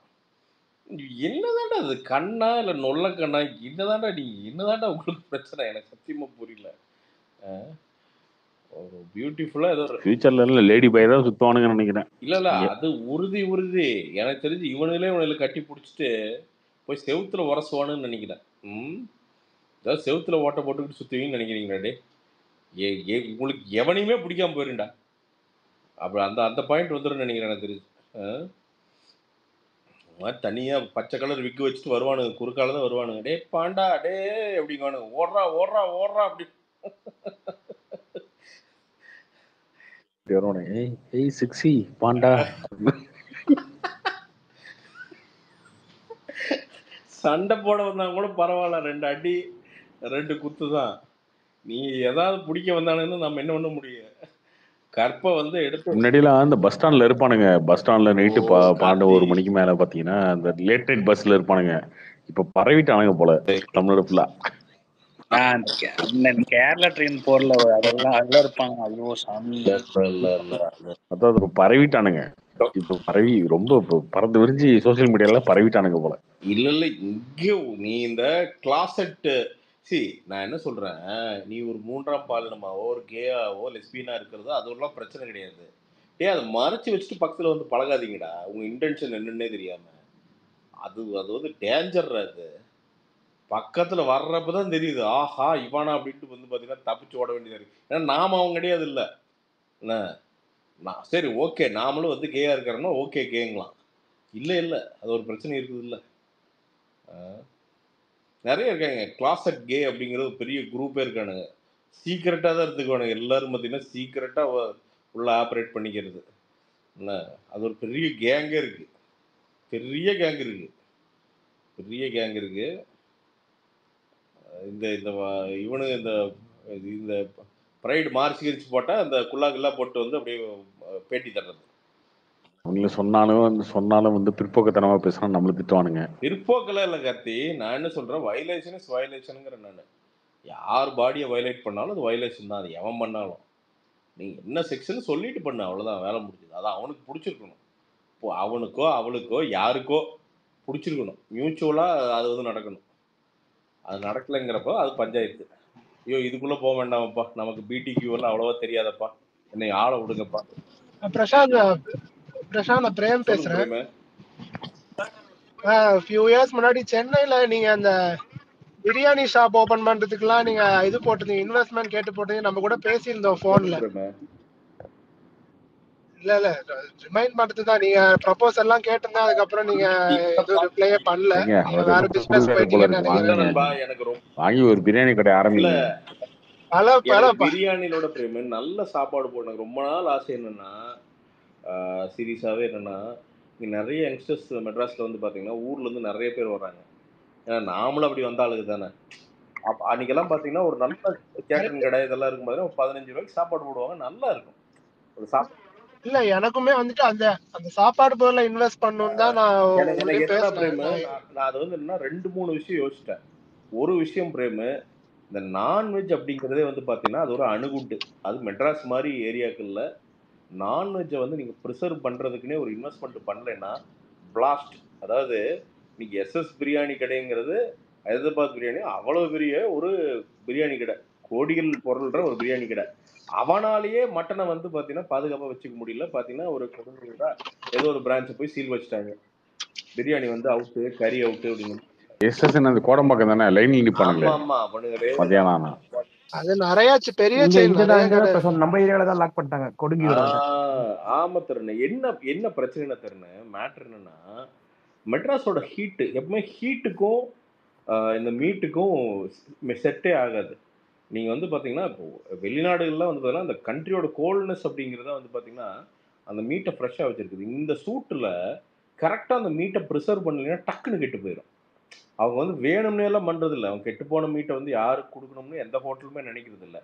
பிரச்சனை என்னென்னா ப்ரிசர்வ் கொஞ்சம் மிஸ் ஆகிடுச்சுன்னா கெட்டு போயிடுது. ஸோ நான் இந்த ஃபுட் பிஸ்னஸ் யோசிக்கிறப்போ என்னென்னா நான்வெஜ் எல்லாம் விஷயம் தெரியாதவன் வந்து நான்வெஜ் ஷாப்பெல்லாம் வச்சான்னு வச்சுங்களேன் 2 மாதம் தான் பிளாஸ்ட், அவ்வளோதான். பண்ணவே முடியாது, கண்டிப்பாக பண்ணவே முடியாது. இல்ல பிரசாந்த், இது வரைக்கும் அங்க நெகட்டிவா வந்ததே இல்ல அந்த ஹோட்டல்ல. திடீர்னு ஒரே வாட்டி தான் வந்தது. ஆக்சுவலா சீலே வச்சுட்டாங்க. நான் இன்னைக்கு கூட அந்த பக்கம் போனேன். இல்லை ப்ரோ, நீங்கள் அதுதான் ப்ரோ, அவ்வளவு வால்யூம் ஆஃப் மீட்டை வந்து ப்ரோ ஹேண்டில் பண்ணவே முடியாது தரும் ப்ரோ. நீங்கள் பண்ணீங்கனாலும் அதுக்கு பயங்கரமான எம்ப்ளாயி டிசிப்ளின் வேணும் ப்ரோ. இங்கே எம்ப்ளாயி டிசிப்ளின் இருக்காது. ஏன்னா எல்லாருமே ஓரளவுக்கு அண்டர் பெய்டு தான். அவங்க நினைக்கிற சம்பளம் யாருக்குமே கொடுக்க முடியாது, ஓனர்ஸ்னாலையும் தர முடியாது. ஸோ அதுக்கு தனியாக ஒரு டிபார்ட்மெண்ட் உருவாக்கி அதை கரெக்டாக ப்ரிசர்வ் பண்ணி அந்த லெவலுக்கு அந்த லெவல் ஆஃப் எக்ஸிக்யூஷன் இருந்தால் மட்டும்தான் அந்த மீட் கரெக்டாக ப்ரிசர்வ் ஆகி கரெக்டாக பிரியாணிக்குள்ளே வரும். இன்னொன்று நல்லா, நான் இது வந்து சும்மா ஒரு இதுக்காண்டி சொல்ல, நம்ம பிரியாணியும் சரி மட்டனுமே சரி நாம் எல்லாருமே ஒரு பாயிண்டில் என்ன பண்ணோம் அப்படின்னா ஸ்பெஷல் ஒகேஷன்ஸுக்கு தான் சாப்பிட்டோம். இது எல்லா மதத்தினருமே எனக்கு தெரிஞ்சு ஓரளவுக்கு தினம் நம்ம சாப்பிடல யாருமே. அது இப்போ எப்படின்னா அது எப்படி சொல்கிறது, இந்த மார்க்கெட்டிங்கில் இப்படி என்ன ஆகிப்போச்சுன்னா தினம் அப்படின்னு ஆகிப்போச்சு. தினம் சாப்பிட்றது ஒன்றும் தப்பு இல்லை, அது ஒன்றும் பிரச்சனை கிடையாது. பட் அதை வந்து கடைகள்னால அதை பண்ண முடியறதில்ல, சப்ளை பண்ண முடிய மாட்டேங்குது. இதோ பாருங்க, ஒரு நாள் கெட்டு போச்சு, பாவம் பேர் கெட்டு போச்சு பாருங்க. ஸோ அதனால இந்த நான்வெஜ் கடை நடத்துறது பெரும் கஷ்டம். உண்மையான கரெக்ட் தான். ஆனா சென்னையிலே பாத்தீங்கன்னா யாமுதீன் பிரியாணி சாப்பிட்டுருக்கீங்களா பல்லாவரத்துல? சாப்பிட்டுருக்கேன் பிரதர். அந்த எப்போ போனாலும் சுட சுட பிரியாணி கொடுப்பாங்க. அந்த கடையில மட்டும் தான் நான் எனக்கு தெரிஞ்சு நான் சாப்பிட்டு இருக்கேன். சூப்பரா இருக்கும் எப்பவுமே. பிரசாந்த், இன்னொரு விஷயம் இருக்குன்னா, நீங்க நோட்டீஸ் பண்ணீங்கன்னா 20 kgs கீழே பண்றவங்கலாம் பாத்தீங்கன்னா கரெக்டா அந்த குவாலிட்டி மெயின்டைன் பண்ணி அந்த டேஸ்ட்டும் மெயின்டைன் பண்ணுவாங்க. அதுக்கு மேல யாரு குக் பண்றாங்களோ அதெல்லாம் வந்து பாத்தீங்கன்னா வந்து அந்த அளவுக்கு வந்து ஐ மீன் ஃபார் எக்ஸாம்பிள் வந்து நீங்க எஸ்எஸ் பிரியாணியே எடுத்துக்கலாம். அவங்களாம் வந்து குவாலிட்டி தான் கொடுக்குறாங்க, குவாலிட்டியே பார்க்க மாட்டாங்க. அதையும் நம்ம பார்க்க இல்லையா? புரியுது. இல்ல அதுதான் நண்பா. இது என்னன்னா கொஞ்சமாவது கஸ்டமர் யோசிக்கணும் நண்பா. இன்னொன்று நண்பா, நம்மளும் போய் துப்புன்னு உழுவுறோம், நம்மளும் கொஸ்டின்ஸ் கேட்க மாட்டோம். அது ஒரு பிரச்சனை இருக்கு. நான் நிறையா பிரியாணியிலோட நண்பா நான் நிறைய மீன் சாப்பிட்றப்போ மோஸ்ட் ஆஃப் த மீன் பார்த்தீங்கன்னா ஒரு ஒரு ஒரு 20% கெட்டு தான் வருது. ஃப்ரெஷ்ஷான மீன்லாம் பிரசாந்த்ண்ணா, ஈரோடு சைட்லாம் போயிருந்தேன். ஈரோடு சைட்லாம் வந்து க்ளீனாக இருக்கும்ண்ணா. ஈரோடு சைட்லாம் வந்து செம்மையா இருக்கும் பிரதர். இங்கேயே வந்து பார்த்தீங்கன்னா நீங்கள் அப்படிலாம் நம்ம ஈரோடுக்கே போகணுங்க. இங்கே பட்டினப்பாக்கம் பக்கம்லாம் போனீங்கன்னா அந்த சின்ன சின்ன கடைகள் அந்த பக்கம் போட்டிருக்காங்க. அங்கே பார்த்தீங்கன்னா ஃப்ரெஷ்ஷாக பிடிச்சிட்டு வராங்க, அங்கேயே செய்கிறாங்க, சூப்பராக இருக்குது. நம்ம இல்லைங்க பிரச்சனை நான் இங்கே கோயம்புத்தூர் வந்து என் ஒய்ஃப் ஊருக்கு போவேன். அங்கே போகும்போது ம் அப்படியே ஒரு ஜாயிண்ட் ஒன்று ரெண்டு இருக்கும், ஒன்று ரெண்டு இருக்கும். அங்கே ம் போயிட்டு சாப்பிட்டு போவோம். அப்படியே தரமாக இருக்கும். டீசெண்டாக வந்து சர்வ் பண்ணுவாங்க. ம் எந்த ம் பிரச்சனையும் இருக்காது. எக்ஸ்ட்ரா கேட்டால் கூட அதுக்கு வந்து காசு வாங்க மாட்டாங்க. இந்தாங்க நீ சாப்பிடுங்க சாப்பிடுங்க அப்படின்னு சொல்லிட்டு கொடுப்பாங்க. அது மாதிரி ஆளுங்க. இங்கெல்லாம் வந்து எக்ஸ்ட்ரா வேணா வாப்பா குஸ்கா வாங்கிக்கோ, 40 ரூபா 50 ரூபா கொடுத்து வாங்கிக்கோ அப்படின்னுவாங்க. அது மாதிரி ஒரு இங்கே வந்து நம்மள ட்ரீட் பண்ணுறதுக்கு ஆள் இல்லை. அங்கே வந்து ட்ரீட் பண்ணுறாங்க. இந்த மரியாதை கொடுத்து ட்ரீட் அது பண்ணுறதுக்குன்னு ஆள் இருக்காங்க. இல்ல தலைவா, நம்ம அதுக்குன்னு மெட்ராஸ் நம்ம தரமாட்டோம் அப்படின்னு சொல்ல. இங்க என்ன பிரச்சனைன்னா, எம்ப்ளாயிஸ் யாருமே பர்மனெண்ட் இல்லை ப்ரோ. நம்ம ஃப்ரெண்ட்ஸ் வந்து இப்போ ஒரு கடை ஓப்பன் பண்ணியிருக்காங்க அண்ணா நகர்ல. நமக்கு தெரிஞ்ச பசங்க ஓப்பன் பண்ணியிருக்காங்க. ஒரு 5 மாசம் தான் ஆச்சு ஒரு கடை. நான் சொல்றேன் உங்களுக்கு ஒரு கடை சொல்றேன். நல்ல நல்ல பசங்க நல்லபடியா பண்றாங்க. அவங்ககிட்ட போய் ஒரு நாள் உட்காந்து சும்மா ரேண்டமா ஒரு நாள் கடைக்கு போகலான்னு பார்த்தா நம்ம தெரிஞ்சவங்க தான். அவங்க தான் கடை ஓனர்ஸு. சரி என்னப்பா பண்ணிடுறீங்க, நல்லா போகுதா அப்படின்னு கேட்டேன். பிரச்சனையே என்னன்னா, இந்த எம்ப்ளாயியை மெயின்டைன் பண்ணுறது தான் பெருங்கஷ்டமா இருக்குது அப்படிங்கிறாங்க. ஒரு மாதத்துக்கு ஒரு குரூப் இருக்குது. அப்புறம் அதுக்குள்ளேயே ஏதோ சண்டை ஏதாவது பஞ்சாயத்து வந்துட்டு அது கிளம்பி போயிடுறாங்களாம். அப்புறம் இன்னொரு குரூப் போகிறாங்களாம். இப்படி எம்ப்ளாயியை மெயின்டைன் பண்ணுறதானா பெரிய டார்ச்சராக இருக்குது. நம்மளை செய்கிறாங்கன்னா என்ன பண்ணுறதே தெரிலனா, சம்பளம் கேட்டது கொடுத்துட்டோம், கேட்ட சலுகைகள் கொடுத்துட்டோம், எல்லாம் கொடுத்துட்டோன்னா அப்பவுமே பிரச்சனையாக இருக்குதுண்ணா அப்படின்ட்டு. ஸோ அந்த எம் லக்கி பிஸ்னஸஸ் யாருன்னா, அந்த எம்ப்ளாயிஸ் நல்லபடியாக அமைஞ்சது வந்து லக்கி பிஸ்னஸ். ஃபுட் பிஸ்னஸில் அது நடக்கவே நடக்காது நண்பா. ஏன்னா யாருமே பார்த்தீங்கன்னா அந்த ஃபுட் பிஸ்னஸை அவ்வளோ சீரியஸாக யாரும் எடுத்துக்கிறது இல்லை. ஒரு இப்போ அதுதான் நாங்கள் ஹிந்திக்காரனை இறக்கிட்டு இருக்கோம். அது உண்மைதான் கருத்து. இப்போ என்னன்னா, இப்போ ஹோட்டலில் சர்வர் அப்படிங்கிறது வந்து பார்த்தீங்கன்னா அது ஏதோ கேவலமான தொழில்னு நினச்சிக்கிறாங்க. எனக்கு தெரிஞ்சு ஃபுட்டை சர்வ் பண்ணுறத விட ஒரு நோபலான தொழில் வந்து உலகத்திலே இல்லைன்னு நான் நினைப்பேன். சாப்பாட்டை கொண்டு போய் ஒருத்தர் கொடுத்து அவரை நல்லா சாப்பிட வைக்கிறது அது காசே கொடுக்கட்டுமே, அதை கொண்டு போய் கரெக்டாக சர்வ் பண்ணி அவங்கள சாப்பிட வைக்கிறது அப்படிங்கிறது அதை விட ஒரு ஒரு அருமையான ஒரு ஒரு வேலை எதுவுமே இல்லை அப்படின்னு நினைக்கிறேன் எனக்கு தெரிஞ்சு. புண்ணியம் சேர்க்கறதுக்கு வந்து நமக்கு சம்பளம் தர்றாங்க அப்படின்னு சொல்லலாம். அதான். பட் ஆனால் அது எல்லாருமே எப்படி நினச்சிக்கிறாங்கன்னா, அது ஏதோ ரொம்ப அடிமைத்தனமான வேலை அப்படி இப்படின்னு நினச்சிக்கிறாங்க. அது யாராவது உள்ள பூந்து ரீடிஃபைன் பண்ணா மட்டும்தான் அது மாறும். இப்போ இன்னைக்கு மாதம்பட்டி ரங்கராஜன் இருக்காங்க. அவங்க வந்து பார்த்தீங்கன்னா, அவர் வந்து பார்த்தீங்கன்னா, இப்போ இந்த கல்யாண சமையல் அப்படிங்கிறது ரீடிஃபைன் பண்ணிட்டாரு. நீங்க அவரை பண்ற வெரைட்டிஸ் எல்லாம் பார்த்தீங்கன்னா, அவரை பார்த்து இன்ஸ்பயர் ஆகி நீங்க நிறைய பேர் இன்னும் பெட்டரா பண்ணணும் அப்படின்ட்டு வந்து பார்த்தீங்கன்னா, அது அந்த வெரைட்டிஸ் எல்லாம் இன்னும் நிறைய பேர் வந்து பார்த்தீங்கன்னா, அவருக்கு போட்டி போட்டு இன்னைக்கு கொண்டு வராங்க. ஒரு சத்யம் தியேட்டர் வந்து என்ன பண்ணுச்சுன்னா, ஒரு பாயிண்ட்ல சினிமா வந்து சாதாரணமா இருக்கக்கூடாது. சினிமா தியேட்டரே 5 ஸ்டார் ஹோட்டல் மாதிரி பண்ணணும் அப்படின்னு ஒரு சத்யம் தியேட்டர் பெஞ்ச் மார்க் செட் பண்ணி, இன்னைக்கு தமிழ்நாடு தியேட்டர்கள் நிறைய தியேட்டர்கள் வந்து பார்த்தீங்கன்னா, ரெனோவேட் பண்ணி அப்கிரேட் பண்ணுறதுக்கு ஒரு மிகப்பெரிய இன்ஸ்பிரேஷன். ஏன்னா ஊர்லேருந்து வந்து சத்யம் தியேட்டரில் வந்து பார்த்துட்டு போவாங்க. ஸோ அந்த ஒரு ரெவல்யூஷன் ஃபுட் இண்டஸ்ட்ரியிலையும் நடக்கணும். ஏன்னா அது 5 ஸ்டார் ஹோட்டலில் இருக்குது. ஆனால் சொல்லப்போனால் 5 ஸ்டார் ஹோட்டலே கரப்பாம்பூச்சி ஓடுது. அது வேறுன்னு வச்சுக்கோங்க. நம்ம அந்த லட்சணத்தில் தான் 5 ஸ்டார் ஹோட்டலில் இருக்குது. அந்த ஃபுட் இண்டஸ்ட்ரியில் என்னென்னா, இது வந்து பாவம் இந்த இப்போ உணவு பாதுகாப்பு அதிகாரியை மட்டும் அவனும் மனுஷன் தானே. அவன் போய் போய் பிடிக்கிறது இல்லைங்க. இங்கே இண்டஸ்ட்ரியாகவே மாறணும். மாறி மக்களுக்கு நல்லது கொடுக்கணும் அப்படிங்கிற எண்ணம் பேஸ் என்ன வரணுங்க முதல்ல. ஏன்னா அதான் சொல்கிறேனே, அதில் வந்து நீங்கள் லாபங்கிறதே அதுதான் நினைக்கிறேன். எனக்கு தெரியுது அவங்களோட வாழ்த்து தான் உங்கள் லாபம், வேறு ஒன்றுமே கிடையாது. இன்றைக்கி அம்மா உணவகம் அப்படிங்கிறதுங்க, இன்றைக்கி வந்து ஜெயலலிதாவோட மிகப்பெரிய திட்டம் என்ன அப்படின்னு நீங்கள் வந்து கேட்டிங்கன்னா, எத்தனையோ திட்டங்கள் பண்ணியிருக்காங்க. ஆனால் டக்குன்னு உங்களுக்கு என்ன ஞாபகம் வரும்னு யோசிச்சு பாருங்கள். அம்மா உணவு வந்து ஞாபகம் வரும் எல்லாத்துக்குமே. ஏன்னா அது ஒரு ரெவல்யூஷனுங்க. நல்ல சாப்பாடை அந்த குறைஞ்ச விலைக்கு கொடுக்குறதுங்க ஒரு ரெவல்யூஷனுங்க. ஸோ அதான் அம்மாவே போயிடுச்சு, எதுக்கு அம்மா உணவுன்னு அவங்க சொல்லிட்டாங்க ப்ரோ. அவர் ஏதாவது பேசுவார், அப்புறம் பேசிட்டு மன்னிப்பு கேட்டிருப்பாரு.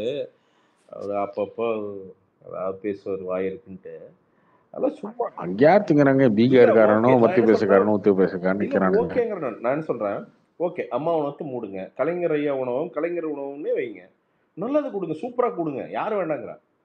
ஒரு நல்ல நான்வெஜ்ஜு நல்லா ஒரு ஆஃபர் ரேட்டுக்கு. இப்போ சாந்தி கியர்ஸ் எங்களுக்கு கோயம்புத்தூரில் பண்ணுறாங்க அட்டகாசமாக, 10 ரூபா 20 ரூபாய்க்கெல்லாம் போடுறாங்க. அந்த மாதிரி சூப்பராக பண்ணுங்க, யார் வேண்டாங்கிறேன்னு நான். அது என்ன மக்கள் ஒன்றும் யாரும் வேண்டாம்லாம் சொல்ல மாட்டாங்களே. ஏன் அந்த திட்டம் வரவே மாட்டேது? இதெல்லாம் பேசிக் திட்டம் கார்த்தி. இன்றைக்கி வந்து பார்த்தீங்கன்னா மெட்ராஸில் யாருக்குமே கார்த்தி டைம் இல்லை கார்த்தி உண்மையாலுமே. ஏன்னா அந்த உழைச்சி மேலே வர்றவங்களுக்குலாம் வந்து பார்த்தீங்கன்னா, ஹஸ்பண்டும் உழைக்கிறாரு, ஒய்ஃபும் உழைக்கிறாங்க. காலைல வந்து பார்த்தீங்கன்னா 8-9 மணிக்கு அவங்க கிளம்பிடுறாங்க வேலைக்கு, 2 பேருமே கிளம்பிடுறாங்க. அப்படி தான் இருக்குது. பையனோ பொண்ணோ வந்து பார்த்தீங்கன்னா ஸ்கூலுக்கு கிளம்பிடுறாங்க. இப்படி தான் வந்து ஓடுது. அவங்களுக்கு வந்து நிறைய நாட்கள்ல அவங்களுக்கு சமைக்கிறதுக்கு நேரம் இல்லை. அப்படிங்கிறப்போ அங்கங்கே ஒரு கம்யூனிட்டி கிச்சன் ஓப்பன் பண்ணலாம்.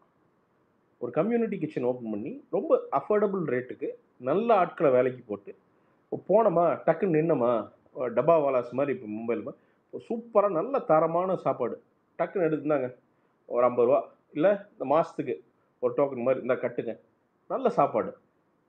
நீங்கள் கட்டி அங்கே வாங்கிட்டு போக வேண்டியதில்லை. அவங்க கட்டிட்டாங்கன்னா அவங்க என்ன லொக்கேஷனோ சாப்பிட்றது அந்தந்த நேரத்துக்கு அது வந்து டெலிவரி ஆயிடும், வேலை முடிஞ்சுது. நல்ல சாப்பாடுங்கிறது பேசிக் கார்த்தி, நம்ம வாழ்க்கைக்கான பேசிக். அது கவர்மெண்ட் ஈஸியாக நல்ல பேர் எடுக்கலாம், ஏன் அதில் ட்ரை பண்ணவே மாட்டாங்க அப்படின்னு எனக்கு புரியல. அது பெரிய செலவும் ஆகாது, உண்மையிலுமே நல்ல சாப்பாடு போடுறதுக்கு பெரிய செலவும் ஆகாது. இன்னும் அம்மா உணவத்தை அப்கிரேட் பண்ணலாம், அப்கிரேட் பண்ணி வெரைட்டிஸ் இன்க்ரீஸ் பண்ணலாம், இன்க்ரீஸ் பண்ணி எவ்வளவோ பண்ணலாம் கார்த்தி. பண்ணணும்னு நினச்சா நிறைய பண்ணலாம் கார்த்தி. ஏன் பண்ண மாட்டாங்க சாப்பாட்டு விஷயத்தில், ஏன் அது நடக்க மாட்டேது அப்படிங்கிறது எனக்கு இன்னுமே ஆச்சரியமாக தான் இருக்குது. நம்ம இலவச அரிசி போடுறோம், அது பூரா கடத்தி கொண்டு போய் ஆந்திரா கொண்டு போகிறாங்க, இல்லாட்டி கேரளா கொண்டு போகிறானுங்க. பாதி அரிசி அங்கே தான் போகுது. என்ன அந்த அரிசியை வந்து கோழி தீவனத்துக்கு போடும்போது, அரைச்சி கோழி தீவனத்துக்கு போகும்போது பார்த்தா நமக்கு அவ்வளோ கோபம் வருது. ஏன்னா அது ஒரு விவசாயி வந்து பாடாப்பட்டு நைட்டு மூலமாக உழைச்சி அந்த அரிசியை வந்து ரெடி பண்ணுறான். அது சப்சிடி அப்படிங்கிற பேரில் கொண்டு போய் எது ஏழைகளுக்கு போய் சேர்ந்தா பரவாயில்ல, அதை கொண்டு போய் திமுறா கோழி தீவனத்துக்கு போகுது பார்த்தீங்களா, அதெல்லாம் கொடுமை அதெல்லாம். ஸோ உணவு கொள்கையெல்லாம் மாற்றி சிட்டி இந்த மாதிரி மெட்ராஸ் மாதிரி பெருநகரங்களில் அதையெல்லாம் அரசாங்கம் வந்து ஏற்படுத்தணும். ஒரு அரசாங்கத்தோட இதெல்லாம் சின்ன சின்ன இதெல்லாம் அன்பால் அழகாக பண்ணலாம், சூப்பராக பண்ணலாம். ஏன் பண்ண மாட்டுறாங்க சீரியஸாக தெரில. எனக்கெல்லாம் தமிழக வெற்றி கழகத்தில் ஐடியா கேட்டாங்கன்னா ஒரு 100 ஐடியா வச்சுருக்கு, இந்த மாதிரி எடுத்து ஷேர் பண்ணலாம். பண்ணாங்கன்னா சூப்பர். நீங்கள் மக்களுக்கு என்னென்னா, நீங்கள் வந்து நாளைக்கு மாலை தேனா புளியும் அதெல்லாம் தேவையில்லை. அவன் பேசிக் உணவு, இருப்பிடம், உடை, இது எல்லாம் பேசிக் சரி பண்ணாலே போதுங்க. முக்கால்வாசி பேர் ஹாப்பி ஆயிடுவாங்க. நீங்கள் அவங்ககிட்ட போயிட்டு வந்து நீங்கள் வந்து இந்த பாலிசி இந்த பாலம் வருது, அவனுக்கு எந்த பாலம் வந்து என்னடா பண்ண போகிறீங்க, என்ன பாலத்தில் என்ன படுத்து தூங்க போகிறான், அதெல்லாம் தேவையில்லை அவனுக்கு. அதெல்லாம் அவன் பெருசாலாம் எதிர்பார்க்கறதில்லை. கொஞ்சம் பெட்டராக ரோட்ரா, கொஞ்சம் பெட்டராக, கொஞ்சம் அஃபோர்டபுளாக சாப்பாடு, கொஞ்சம் அஃபோர்டபுளாக டிரான்ஸ்போர்ட்டு, இவ்வளோதான் அவன் எதிர்பார்க்குறான். இதெல்லாம் பெட்டர் பண்ணாலே போதும், அவன் பாட்டுக்கு ஓட்டை போட்டுவிட்டு போயிட்டே இருப்பான். எனக்கு தெரிஞ்சு பார்ப்போம், அதெல்லாம் நடக்குதுன்னு பார்ப்போம், யாருக்கு தெரியும் நடக்குதுன்னு பார்ப்போம். ஸோ இதான் மேட்ரு. அண்டு நல்லா ஒரு 5 நாள் சேமா தூக்கம் 10:30 படுத்தோம்னா அடா அடா அடா அடா. பிரசாந்த், நான் நாளைக்கு போறீங்களா ப்ரீமியர்? எது ப்ரோ? மெய்யழகன் நாளைக்கு ப்ரீமியரா? எங்க நாளைக்கு நாளைக்கு சொன்னாரு. நாளைக்கு தானே? நாளைக்கு போ. ஐயோ என்னங்க, எனக்கெல்லாம் மோஸ்ட் எக்ஸ்பெக்டட் படங்க. எனக்கு கண்டிப்பா. நான் ஆக்சுவலி ஒரு சில சீக்வென்ஸ்லாம் வந்து பாத்தீங்கன்னா, நான் வந்து கும்பகோணம் வெனஸ்டே ஈவினிங் சத்தியமா.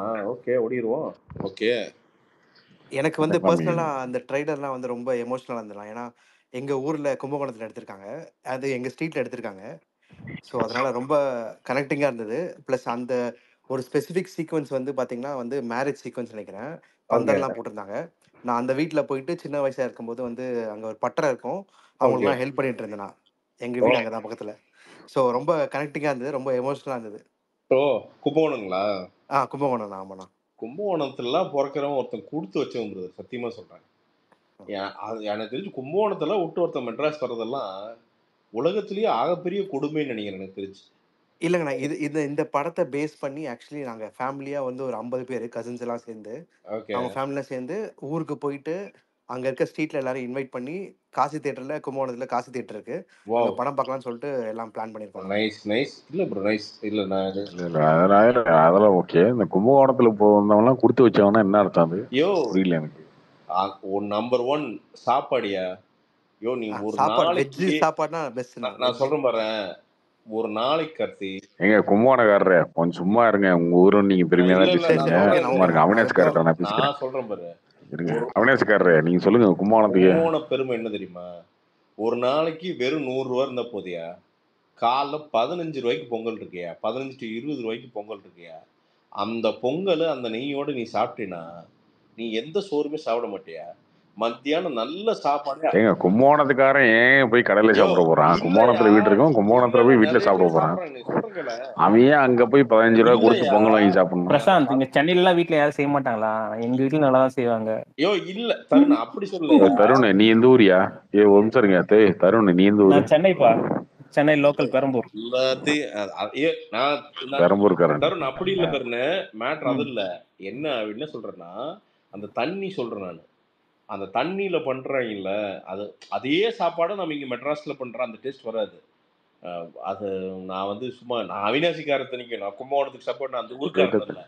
ஆனா அந்த தண்ணியில பண்ற அந்த ஒரு டேஸ்ட், அந்த பொங்கல் இங்கெல்லாம் அட்டா அட்டா அட்டா என்ன டேஸ்டா இருக்குன்னு நீ மத்தியான சாப்பாடு ஒரு ஏங்க எல்லாருமே இன்னைக்கு கேன் தண்ணி ஆர்வ தண்ணி தான் யூஸ் பண்ணிருக்காங்க. இல்லையா அந்த தண்ணி நீ கேட்டு காவிரி தண்ணியை காவிரியில அப்படியே மொண்டு எடுத்துட்டு போய் வந்து சமைக்கிறானுங்க.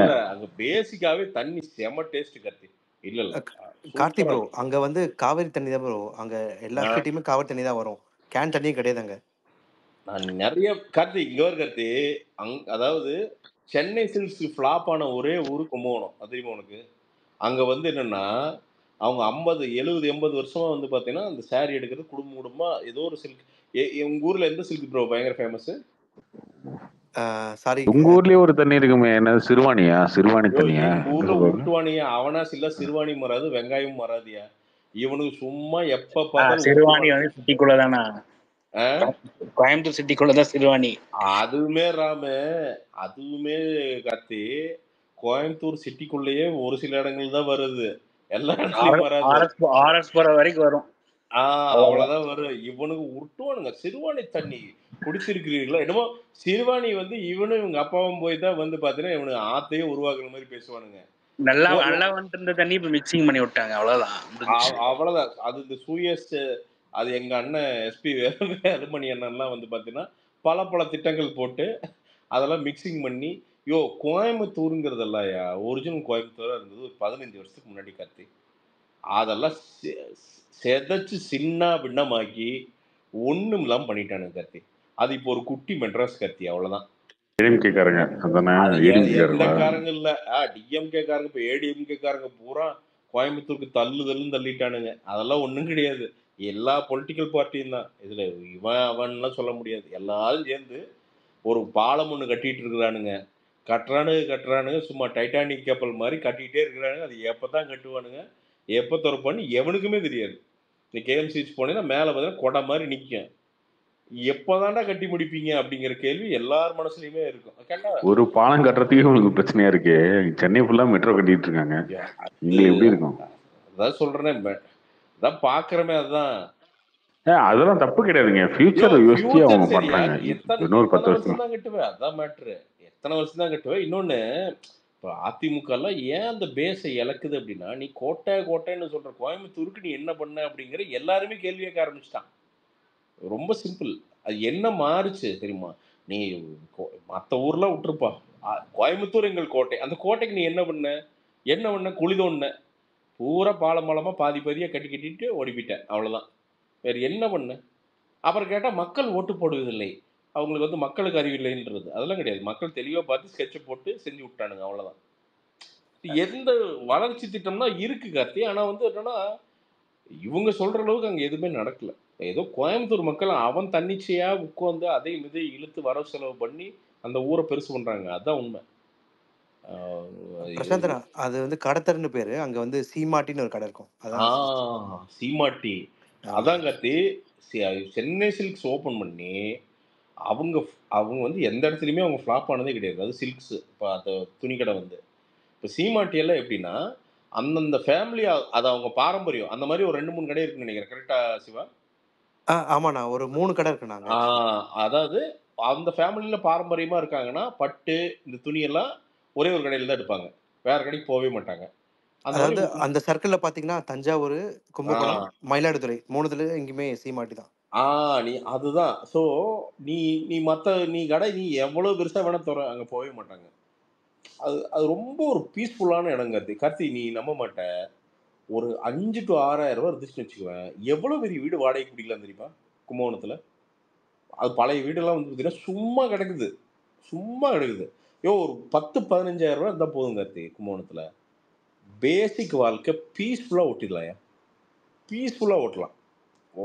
ரொம்ப சிம்பிளாக இருக்கியா. கோயில் திருமண பக்கமெல்லாம் கோயில் இருக்குயா. அதுவும் சாமி நம்பிக்கை இருக்கிறவன்னா சொர்க்கையா அது. காலையில் ஒரு கோயிலுக்கு போகலாம், மத்தியானம் ஒரு கோயிலுக்கு போகலாம், சாயங்காலம் ஒரு கோயிலுக்கு போகலாம். போய் ஜாலியாக சாமி கும்பிட்டு வந்து நிம்மதியாக வீட்டில் படுத்து கம்முன்னு தூங்கலாம்யா. ஆனா நம்ம அந்த பாஸ்கரன் அங்கே தான் எடுத்தாங்கண்ணா. ஆ ஃபுல்லா அந்த இல்லை நண்பா, நான் கும்போணம் தலைகீழாக சுற்றி இருக்கேன். நான் உள்ள தலைகீழாக சுற்றி இருக்கேன். அது ரொம்ப வைபாகவே செம ஊர் சிவா. எனக்கு என்ன வருத்தம்னா, அவ்வளோ பெரிய கோயில்கள், அவ்வளோ பெரிய ஸ்ட்ரக்சர்ஸ் எல்லாம் பார்த்தீங்கன்னா வௌவாலுக தொங்கிட்டு அதுக்கு பூரா பெயிண்ட் வச்சு நிறைய கோயில்கள் பார்த்தோம்னா அந்த பிரகாரங்கள்ல புல்லு முளைச்சு பராமரிப்பு இல்லைண்ணா. அதெல்லாம் பார்த்தா வயிற்றுச்சலா இருக்கும். அவனையும் 1000 1500 1000 வருஷமா அதை கட்டி அவ்வளோ பெரிய ஆர்கிடெக்சர் பண்ணி வச்சிருக்கான். உனக்கு கடவுள் நம்பிக்கை இருக்கு இல்லை அதெல்லாம் ரெண்டாவது. நமக்கு ஒரு ஆர்கிடெக்சர், நம்மளோட பெருமை, ஆர்கிடெக்சர் பெருமை அது. அதெல்லாம் இன்னொரு நாட்டுக்காரனுக்கு அதெல்லாம் மாட்டி இருந்துச்சுன்னு வச்சுக்குவேன். இப்போ ஃபார் எக்ஸாம்பிள் இப்போ அமெரிக்காவில் வந்து இத்தனை கோயில் இப்படிலாம் ஒரு 1000 வருஷம் தொன்மையான கோயில் ஒன்று இருந்துன்னு வச்சுக்குவேன், இன்ச்சாக பார்த்து அவன் சரி பண்ணி வச்சிருப்பான். ஏன்னா அது நம்பிக்கையை தாண்டி அது அவனோட பெருமை, அவனோட கட்டடக்கலையோடைய அவனோட உழைப்புடைய பெருமை அது. அதை பத்திரமா வச்சிருக்கு. நாம தஞ்சாவூர் பெரிய கோயிலை மட்டும் காட்டிட்டு மற்றதெல்லாம் மறந்துடுறோம். அந்த மாதிரி கும்பகோணத்துக்குள்ள 100 கோயில் இருக்குது மொத்தம். கரெக்டா? கரெக்ட்ண்ணா. 100 கோயில் சொல்ல முடியாது. பட் ஆனா நிறைய பரிகாரங்களுக்கான கோயில்னாமே இல்ல பரிகாரம் நண்பா, நான் சொல்ற பழமையான கோயிலே கிட்டத்தட்ட 100 கோயில் இருக்குமா? கரெக்ட்ண்ணா இருக்கணும். நான் ஒரு 500 வருஷத்துக்கு மேல இருக்கிற கோயிலே 100 கோயில் இருக்கும்ல சுத்தியுமே. ஆமா. அப்போ அதெல்லாம் கரெக்டா மெயின்டைன் பண்ணணும் சிவா. இதெல்லாம் நம்மளோட இன்வெஸ்ட்மெண்ட் அதுதான். தமிழ்நாடுனா என்னன்னு நம்மளோட அட்ரஸ் அதுதான். சொல்லப்போனா நம்ம டூரிசம்ல நம்பர் 1 இருக்கிறதுக்கு மெயின் காரணமே கோயில்கள் தான். ஏன்னா டிவோஷனல் பில்கிரிமேஜ் அப்படிங்கிறது தான். அதனால தான் நம்ம டூரிஸ்ட் வந்து நம்ம ஸ்டேட்டுக்கு வந்து அவ்வளோ ஜாஸ்தியாக இருக்கிறாங்க. ஏங்க நீங்க தாங்க 3 நாள் முன்னாடி வந்து கடவுளை மனுஷன் நினைச்சுனீங்க. யோ நான் திருப்பி சொல்றையா, ஆரம்பிச்சிட்டீங்களா? அதாவது பெரியார் சொல்லியிருக்காரு என்ன, கடவுளை திருப்பி அதான் சொல்றேன், மனிதனை நினை. கடவுளை வந்து தொழுக வர்றான்ல மனுஷன், அவனுக்கு எல்லா விஷயம் பண்ணித்தாங்கிற. நான் உனக்கு பிடிக்கலன்னா அது பிரச்சனை இல்லையா. திருப்பி சொல்றேன், கோயில் நீ கோயிலாவே பார்க்காத, சாமி இருக்குன்னு கூட பார்க்காத, அது ஒரு ஆர்கிடெக்சர். 1000 வருஷமா அவர்கிட்ட போய் சொல்லுங்க ப்ரோ. இல்ல சொல்றேன் நான், ஒரு 1000 வருஷமா 1000 வருஷத்துக்கு முன்னாடி தமிழர்களோ மனிதர்களோ சேர்ந்து ஒர்க் பண்ணி உருவாக்குன ஒரு ஸ்ட்ரக்சர். அதுக்கு ஒரு ரெஸ்பெக்ட் கொடு, அவ்வளவுதான்.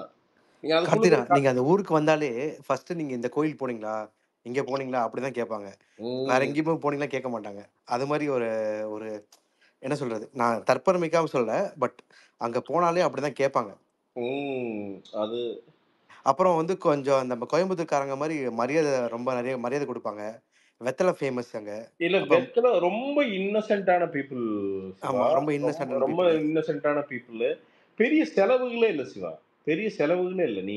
நான் அதான் சொல்றேன், ஒரு 10-15,000 ரூபாய் இருந்ததுன்னா ஒரு குடும்பம் ஒரு ஆவரேஜா ஒரு வாழ்க்கை வாழ்ந்துடலாம். ஒன்றும் பெருசா. அப்புறம் வந்து இப்போ வந்து ரீசெண்டா வந்த நியூஸ் என்னன்னா, இப்ப கும்பகோணம் வந்து மாநகராட்சியா இருக்குண்ணா, தனியா வந்துருச்சு. தஞ்சாவூர்ல இருந்து டிஎம்கே வந்ததுக்கு அப்புறம் வந்தது. அதுக்கு டிஎம்கே வந்ததா சொல்ல, பட் அவங்க வந்து அதை எடுத்துட்டு வந்திருக்காங்க. அந்த ப்ராசஸ் எடுத்து வந்திருக்காங்க. நல்ல விஷயம். இல்ல அந்த மாதிரி ஊர்கள்லாம் இருக்கிறீங்க அப்படின்னா நீங்க வந்து முடிஞ்ச அளவுக்கு உங்க ஊர்லயே ஒரு எக்கானமியை கிரியேட் பண்ணி ஜாலியா இருங்க. இப்போ எனக்கெல்லாம் பெரிய ஆசைகள்லாம் இல்லைங்க. ஒரு பாயிண்ட்ல எல்லாம் சம்பாரிச்சுட்டு. இல்லைண்ணா, நான் ஊர்ல இல்லை, நான் சென்னையில தான் இருக்கேன். ஆக்சுவலி வந்து 30 இயர்ஸ் ஆயிடுச்சு.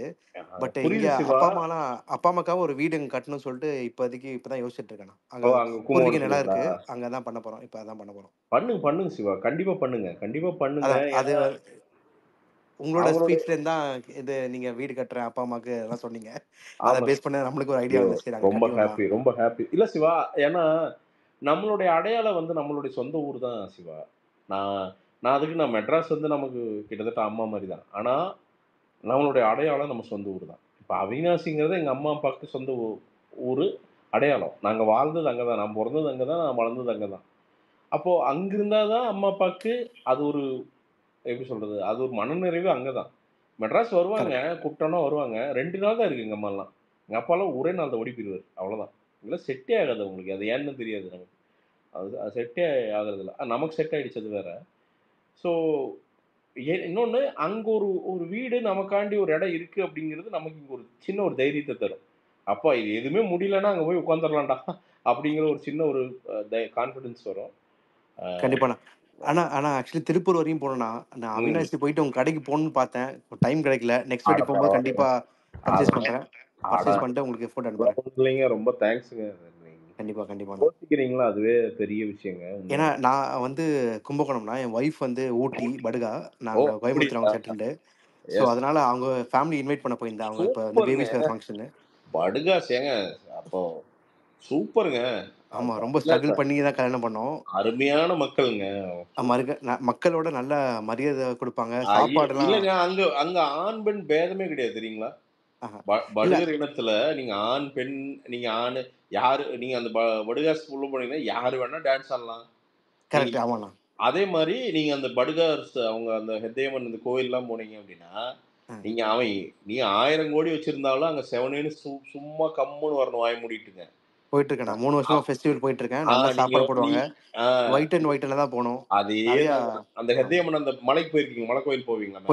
போயிருக்கேண்ணா. ஜெகநாதர் கோயில்ல. ஆமா போயிருக்கேண்ணா. ஏங்க அதெல்லாம் அந்த ரிசர்வ் ஃபாரஸ்ட்குள்ள ஓபன் பண்ணுவானுங்க. நீங்க ஆ அந்த 5 நாள் வந்து ஃபெஸ்டிவல் ஆக்சுவலி ப்ரோ 5 நாள் அந்த மலை மேலயும் போவோம். ஏறிட்டு ப்ரோ நான் வந்து போறேன் 2021 2 நினைக்கிறேங்க. ரேண்டமா நம்ம ஃப்ரெண்ட் ஒருத்தர் மிச்சி சிவா நம்ம மிச்சி பாபுன்னு ஒருத்தர் இருக்காரு. சேனல் ஒன்று வச்சிருக்காரு. அவரும் படுகாஸ் தான். அவரு தான் கூட்டு போனாரு. ப்ரோ வாங்க ப்ரோ அப்படின்ட்டு. நான் அப்போ இதை விட பானையாட்டு இருப்பேன். இதை வச்சுட்டு எப்படா ஏற போறேன்னு தெரியல. ஆனா அந்த ஏறி சாமி கும்பிட்டதோட நிம்மதி வந்து பிரதர் நான் லைஃப்ல ரொம்ப சில நாட்கள் தான் அதை அனுபவிச்சிருக்கிறேன். ஒரு ரூபா இல்லாம பிரதர் பாக்கெட்ல எதுவுமே இல்லை. எல்லாமே வேஷ்டி சட்டையா எல்லாத்தையும் நம்ம எடுத்துட்டு போக கார்ல முடியாது. வச்சாச்சுங்க. வச்சுட்டு பர்ஸ்ட்டு கிறிஸ்து பாக்கெட்லயும் காசு எடுக்கல. எதுவுமே கொண்டு வரலைங்க. கொண்டு வரல. ஆனா போறேங்க. தண்ணி கேட்டா ஒருத்தர் தண்ணி தராரு. ஏதோ ஸ்நாக்ஸ் கேட்டா ஒரு ஆள் ஸ்நாக்ஸ் தருது. நீங்க அங்க எவன் பணக்காரன் எவன் எல்லாம் ஒரே யூனிஃபார்ம் தான். அந்த வெள்ளை அவ்வளவுதான். ஆமாண்ணா. எங்க போனீங்கனாலும் ஒழுங்கெதுரா அப்படின்னு கேட்பாங்க. கேட்டுட்டு அதேதான். வீட்ல கூப்பிட்டுட்டு டீ குடுத்து தான் வெளிய அனுப்புவாங்க எங்கள. அததானுங்க. மேல போய்ங்க. இங்க இவனுங்க மாரி வந்து பாத்தீங்கன்னா, ரூ. 1000 குடுத்தா சாமிக்கு 100 மீட்டர்ல. ரூ. 2000 குடுத்தா சாமி 50 மீட்டர்ல. வாய்ப்பே இல்ல. நாங்க ஒரு ரூ. 1 2 தான் மட்டும் தான் ஆமாங்க. போடுவாங்கண்ணா. ரூ. 20,000 குடுத்தீங்கன்னா, சாமி வீட்டுக்கு போய் எடுத்துட்டு போய் ஒரு சாயங்காலம் வச்சுக்கலாம் நீங்க. ஒண்ணும் பிரச்சனை இல்ல. அதெல்லாம் அண்ணா நீங்க ரூ. சார் 100 பரவால்ல சார். குடுத்தீங்கன்னா நம்ம சாமி தான் நீங்க வீட்டுக்கு எடுத்துட்டு போயிருங்கன்றுவானுங்க. நீங்க ரூ. 100 குடுத்தீங்கன்னா மைக்ல சொல்லுவாங்கன்னா, அது கூட வந்து எப்படி சொல்றது? அவங்க தற்பெருமைக்காக சொல்ல மாட்டாங்க. இந்த ஊர்ல இருந்து இவங்க வந்திருக்காங்க. இவங்களுக்கு குடுத்தாங்க அப்படின்னு சொல்லுவாங்க. அவ்வளவுதான். நீங்க மேல அந்த ஜெகநாதர் கோயிலுக்கு போனோம்னா, அது எதுவுமே இல்லை. போனியா லைனோட லைனா நில்ற, பார்றா சாமிய அவ்வளவுதான். அதெல்லாம் உனக்கு ஸ்பெஷல் பிரிவிலேஜ், கிவிலேஜ் எல்லாம் கிடையாது. கரெக்ட். எல்லாருமே அது மாரி லைன்லாம் அதுமாரி இருக்காதுண்ணா. நீங்க பாட்டுக்கு போலாம். நீங்க பாட்டுக்கு வரலாம். அதுதான் சாமின்னு சொல்றேங்க. சொல்லிட்டு ஒண்ணுமே இருக்காது. ஒரு ஸ்ட்ரக்சர் மாரி இருக்கும். அதான். அவ்வளவுதான். அவ்வளோதான். அவ்வளவுதான். அத பார்த்தா அந்த வால் எடுத்துட்டு போனாங்க மேல. வாளு அப்புறம் குடம் எடுத்துட்டு போவாங்க. குடம் கொட தான் அவங்களுக்கு வந்து ஃபேமஸ். அதானுங்க. அந்த அந்த அந்த கும்பிட்டுங்க அங்க போய் அந்த பக்கம் நீ உட்கார்ந்து அந்த ஃபாரஸ்ட்ட பார்த்தா தான், நாம என்னடா வாழ்க்கை வாழ்றோம் அப்படிங்கிற ஒரு பாயிண்ட் வந்துருச்சுப்பா. அந்த அந்த ஃபெஸ்டிவல் வரும்போது பார்த்தீங்கன்னா, அந்த ரோடு ஃபுல்லா அலங்கோலமா கார போட்டு டான்ஸ் ஆடுவாங்கண்ணா. அவங்க அது டான்ஸ் பாட்டு போட்டு ஆடுவாங்க. இல்ல அதுதான் சிவா. நீங்க நீங்க ஹாப்பினஸ் மட்டும் தான் இருக்கு சிவா. அங்க ஆமா. எங்கேயுமே அனாவசியமான பேச்சுக்களோ எதுவுமே இல்ல. அவன் பாட்டுக்கு எல்லாம் நல்லா இருக்கீங்களான்னு கேட்டு, அவன் பாட்டுக்கு ஏறி போய் சாமிய கும்பிட்டு கீழ வந்துட்டே இருக்கான். கீழ வந்து அந்த மொச்சக்கொட்டை குழம்பு ஒண்ணு குடுப்பானுங்க. அடடடடடடடா! அந்த சாயங்காலம் இறங்கி வந்து பசி சரியான பசி. வெறும் தண்ணி தான் குடிச்சிட்டு போறோம். அது சாப்பாட்டுக்கு 10 பைசா கிடையாது. இலவச சாப்பாடு. எல்லாரும் கரெக்ட்ண்ணா. உட்கார்ந்து அந்த பாயசமா டம்ளர்ல பாலோ பால் நெனைக்கிறேன். பாலு, அப்புறம் மொச்சக்கொட்டை குழம்பு, சாப்பாடு போட்டாய்ங்க. ஆமா. அத சாப்பிட்டா வி அதான் சிவா நாம என்னன்னா, நம்ம நெறைய மிஸ் பண்றோம் சிவா. நாம இங்க உட்கார்ந்து மெட்ராஸ்ல இருந்து பொட்டியா வீட்டுக்குள்ள உட்காந்துக்கிட்டுங்க, அ உட்காந்துட்டு பொட்டியா ஆர்டிஃபிஷியலா பேசிக்கிட்டுங்க. இது வந்து காசுக்கு தானே சிவா. காசுன்னு ஒரு கான்செப்ட் இல்லன்னா, எதுக்கு இங்க உட்காந்து இந்த பாடுபடுறோம்? ஆ பட் அ அதான் சொல்றேனே, அங்க அதெல்லாம் முடிஞ்சதுன்னா அங்கெல்லாம் போங்கயா. அங்கெல்லாம் தயவுசெய்து ஹெத்தையம்மன் கண்டிப்பா. இது வந்து இந்த எப்ப வரும்னா, வருஷம் யாரு வேணா போலாம். போகணும்னு டிசம்பர்ல நினைச்சீங்க வரும்ண்ணா. இல்ல டிசம்பர்ல ஜனவரி. வந்து ஜனவரி டிசம் நான் அ ஜனவரி போனேன். டிசம்பர் 28 இருந்து ஜனவரி 5க்குள்ள இந்த ஃபங்ஷன் நடக்கும். ஓ! அப்படிங்களா? எல்லா கோயிலும் நடக்கும். 12 கோயிலுக்கு போவோம் நாங்க. 12 கோயில் போயிட்டு, கடைசியா வந்து ஒரு கோயில்ல எல்லாமே அசெம்பிள் ஆவாங்க. அங்க தான் வந்து மேஜரா எல்லாருமே அசெம்பிள் ஆயி, அந்த ஃபுட் வந்து பார்த்தீங்கன்னா, நீங்க சொன்னீங்கல்ல அந்த குழம்பு சொன்னீங்கல்ல, ஆமா. யுனிக் அது வந்து ஒரு யுனிக் குழம்பு. எல்லாம் ஒரு 10-20 விறகு வச்சு அதை குக் பண்ணுவாங்க. அது பார்த்தீங்கன்னா வச்சுக்கோங்களேன், ஒரே டேஸ்ட் இருக்கும். எல்லாமே டேஸ்ட் டிஃபரே ஆகாது. இல்ல அது மாதிரி இருக்கும். அதுதாங்க நீங்க சாப்பிட்டோம்னா அதாங்க அந்த கல்ச்சர்லாம் அதை நீங்க கல்ச்சர் எக்ஸ்பீரியன்ஸ் பண்ணுங்க. ஊட்டியில போய் அந்த பழைய ரிசார்ட்ல தங்கிட்டு தண்ணியை போட்டுட்டு ஆங்கிறதுக்கு இந்த மாதிரி பண்ணலாம். முடிஞ்சா அந்த ஹெத்தியம்மன் இந்த ஃபெஸ்டிவல்லாம் இருந்ததுன்னா போய் பார்ட்டிசிபேட் பண்ணுங்க. ரொம்ப ஒரு மாதிரி கிளென்சிங்கா இருக்குங்க. நீங்க வந்து பாத்தீங்கன்னா உங்க மன அழுக்கெல்லாம் எடுத்து வெளியில வீசின மாதிரி ஒரு ஃபீலிங் இருக்குங்க. நம்ம இந்த வாட்டி நான் போயிட்டு அங்க போகும்போது நாங்க ஸ்பேஸ்ல வரேண்ணா. அங்க போயிட்டு எல்லாத்தையும் ஒரு இல்ல கண்டிப்பா பிரதர். இல்ல நான் இந்த வருஷம் நானும் வரேன். கண்டிப்பா நான் உங்களுக்கு பிங் பண்றேன். நீங்க வாங்க, நம்ம மீட் பண்ணலாம். நானும் வந்து ஜெகநாதர் என்ன பிரச்சனைனா ஜெகநாதரை கும்பிட்டு வந்து அப்புறம் ஆர்த்தரைட்டிஸ் வந்துருச்சுங்க. வந்து என்னால கால் நடக்க முடியாத ஒரு சூழ்நிலை. அப்புறம் இப்பதான் சரியா இருக்கு. தலைவர் திருப்பியும் பார்த்து ஒரு நன்றி. இல்ல நீங்க என் கூட வரதுனா வாங்கண்ணா. நம்மளுக்கு அங்க எல்லாம் தெரிஞ்சவங்களா இருக்காங்க. நம்ம டைரக்டா உங்களுக்கு கூட்டி போறேன். ஒன்னும் பிரச்சனை இல்ல, பாத்துக்கலாம். அது நம்ம குரூப் படுகா குரூப் உங்களுக்கு தெரியாதவங்க ஆளுமே இருக்காது. இல்ல அப்படி இல்ல. அங்க நம்ம மிச்சி பாப்பு குரூப் ஒரு பெரிய குரூப் இருக்குது பசங்க. அப்புறம் அங்க வந்தோம்னா கார்த்தினாவும் கூட்டு போலாம். கார்த்தினாவும் எக்ஸ்பீரியன்ஸ் பண்ணிட்டோம். ஐயப்பனா வரட்டும். போயிருவோமா? அது இது பூ முதிக்கிற மாதிரி தான் இந்த சூரியன். இல்ல ஆக்சுவலி அப்படிதான் எல்லாம் சொல்றாங்க. பட் அது வந்து ஒரு நெகட்டிவ் தாட்னா. அது வந்து பூ மதிக்கிறவங்க வந்து பாத்தீங்கன்னா எப்படி ஆயிடுச்சுன்னா, நானே அப்படிதான் என் ஒய்ஃபை பேசினேன். அவங்க வந்து அந்த எஸ்சி அந்த இதுக்கு போயிட்டாங்க. சோ அது மாதிரி கிடையாது. இவங்க வந்து எல்லாமே யுனைடெடா இருக்காங்க. அந்த யுனைடெட் இல்ல நான் சும்மா ஒரு இது ரெஃபரன்ஸ்க்கு சொல்றேன் நானு. இல்ல பியூட்டிஃபுல்லான ஒரு ஃபெஸ்டிவலுங்க. கண்டிப்பா. ஒருத்தன் வந்து சாமியை அப்படிதான் நம்ம வழிபடணும். நாம அப்படிதான் வழிபட்டோம். இவனுங்க கமர்ஷியலைஸ் ஆகி இவனுங்க எல்லாம் பூரா பேரிகேடு போட்டு சாமியை வந்து பார்த்தீங்கன்னா வித்துட்டானுங்க. அது கிடையாது நம்ம சாமி. நாம முருகனையும் சரி, வெண்கிரி ஆண்டவரையும் சரி, சிவனையும் சரி, இல்லை வந்து திருப்பதி பாலாஜியும் சரி, நம்ம கும்பிட்டது ரொம்ப சாதாரணமாக கும்பிட்டு இருந்தோம். இவனுங்க அதை காசாக்கணுன்னே தான் அது பார்த்தீங்கன்னா கடுப்பாகுதுங்க. இன்னைக்கு வந்து பார்த்தீங்கன்னா பாலாஜிக்கு வந்து லட்டில் இப்போ பஞ்சாயத்துன்ட்டு இன்னைக்கு வந்து பார்த்தீங்கன்னா பாவம் மன்னிப்பா ஏதோ கழிச்சிட்டு இருக்காங்க. அதெல்லாம் சந்தோஷம்.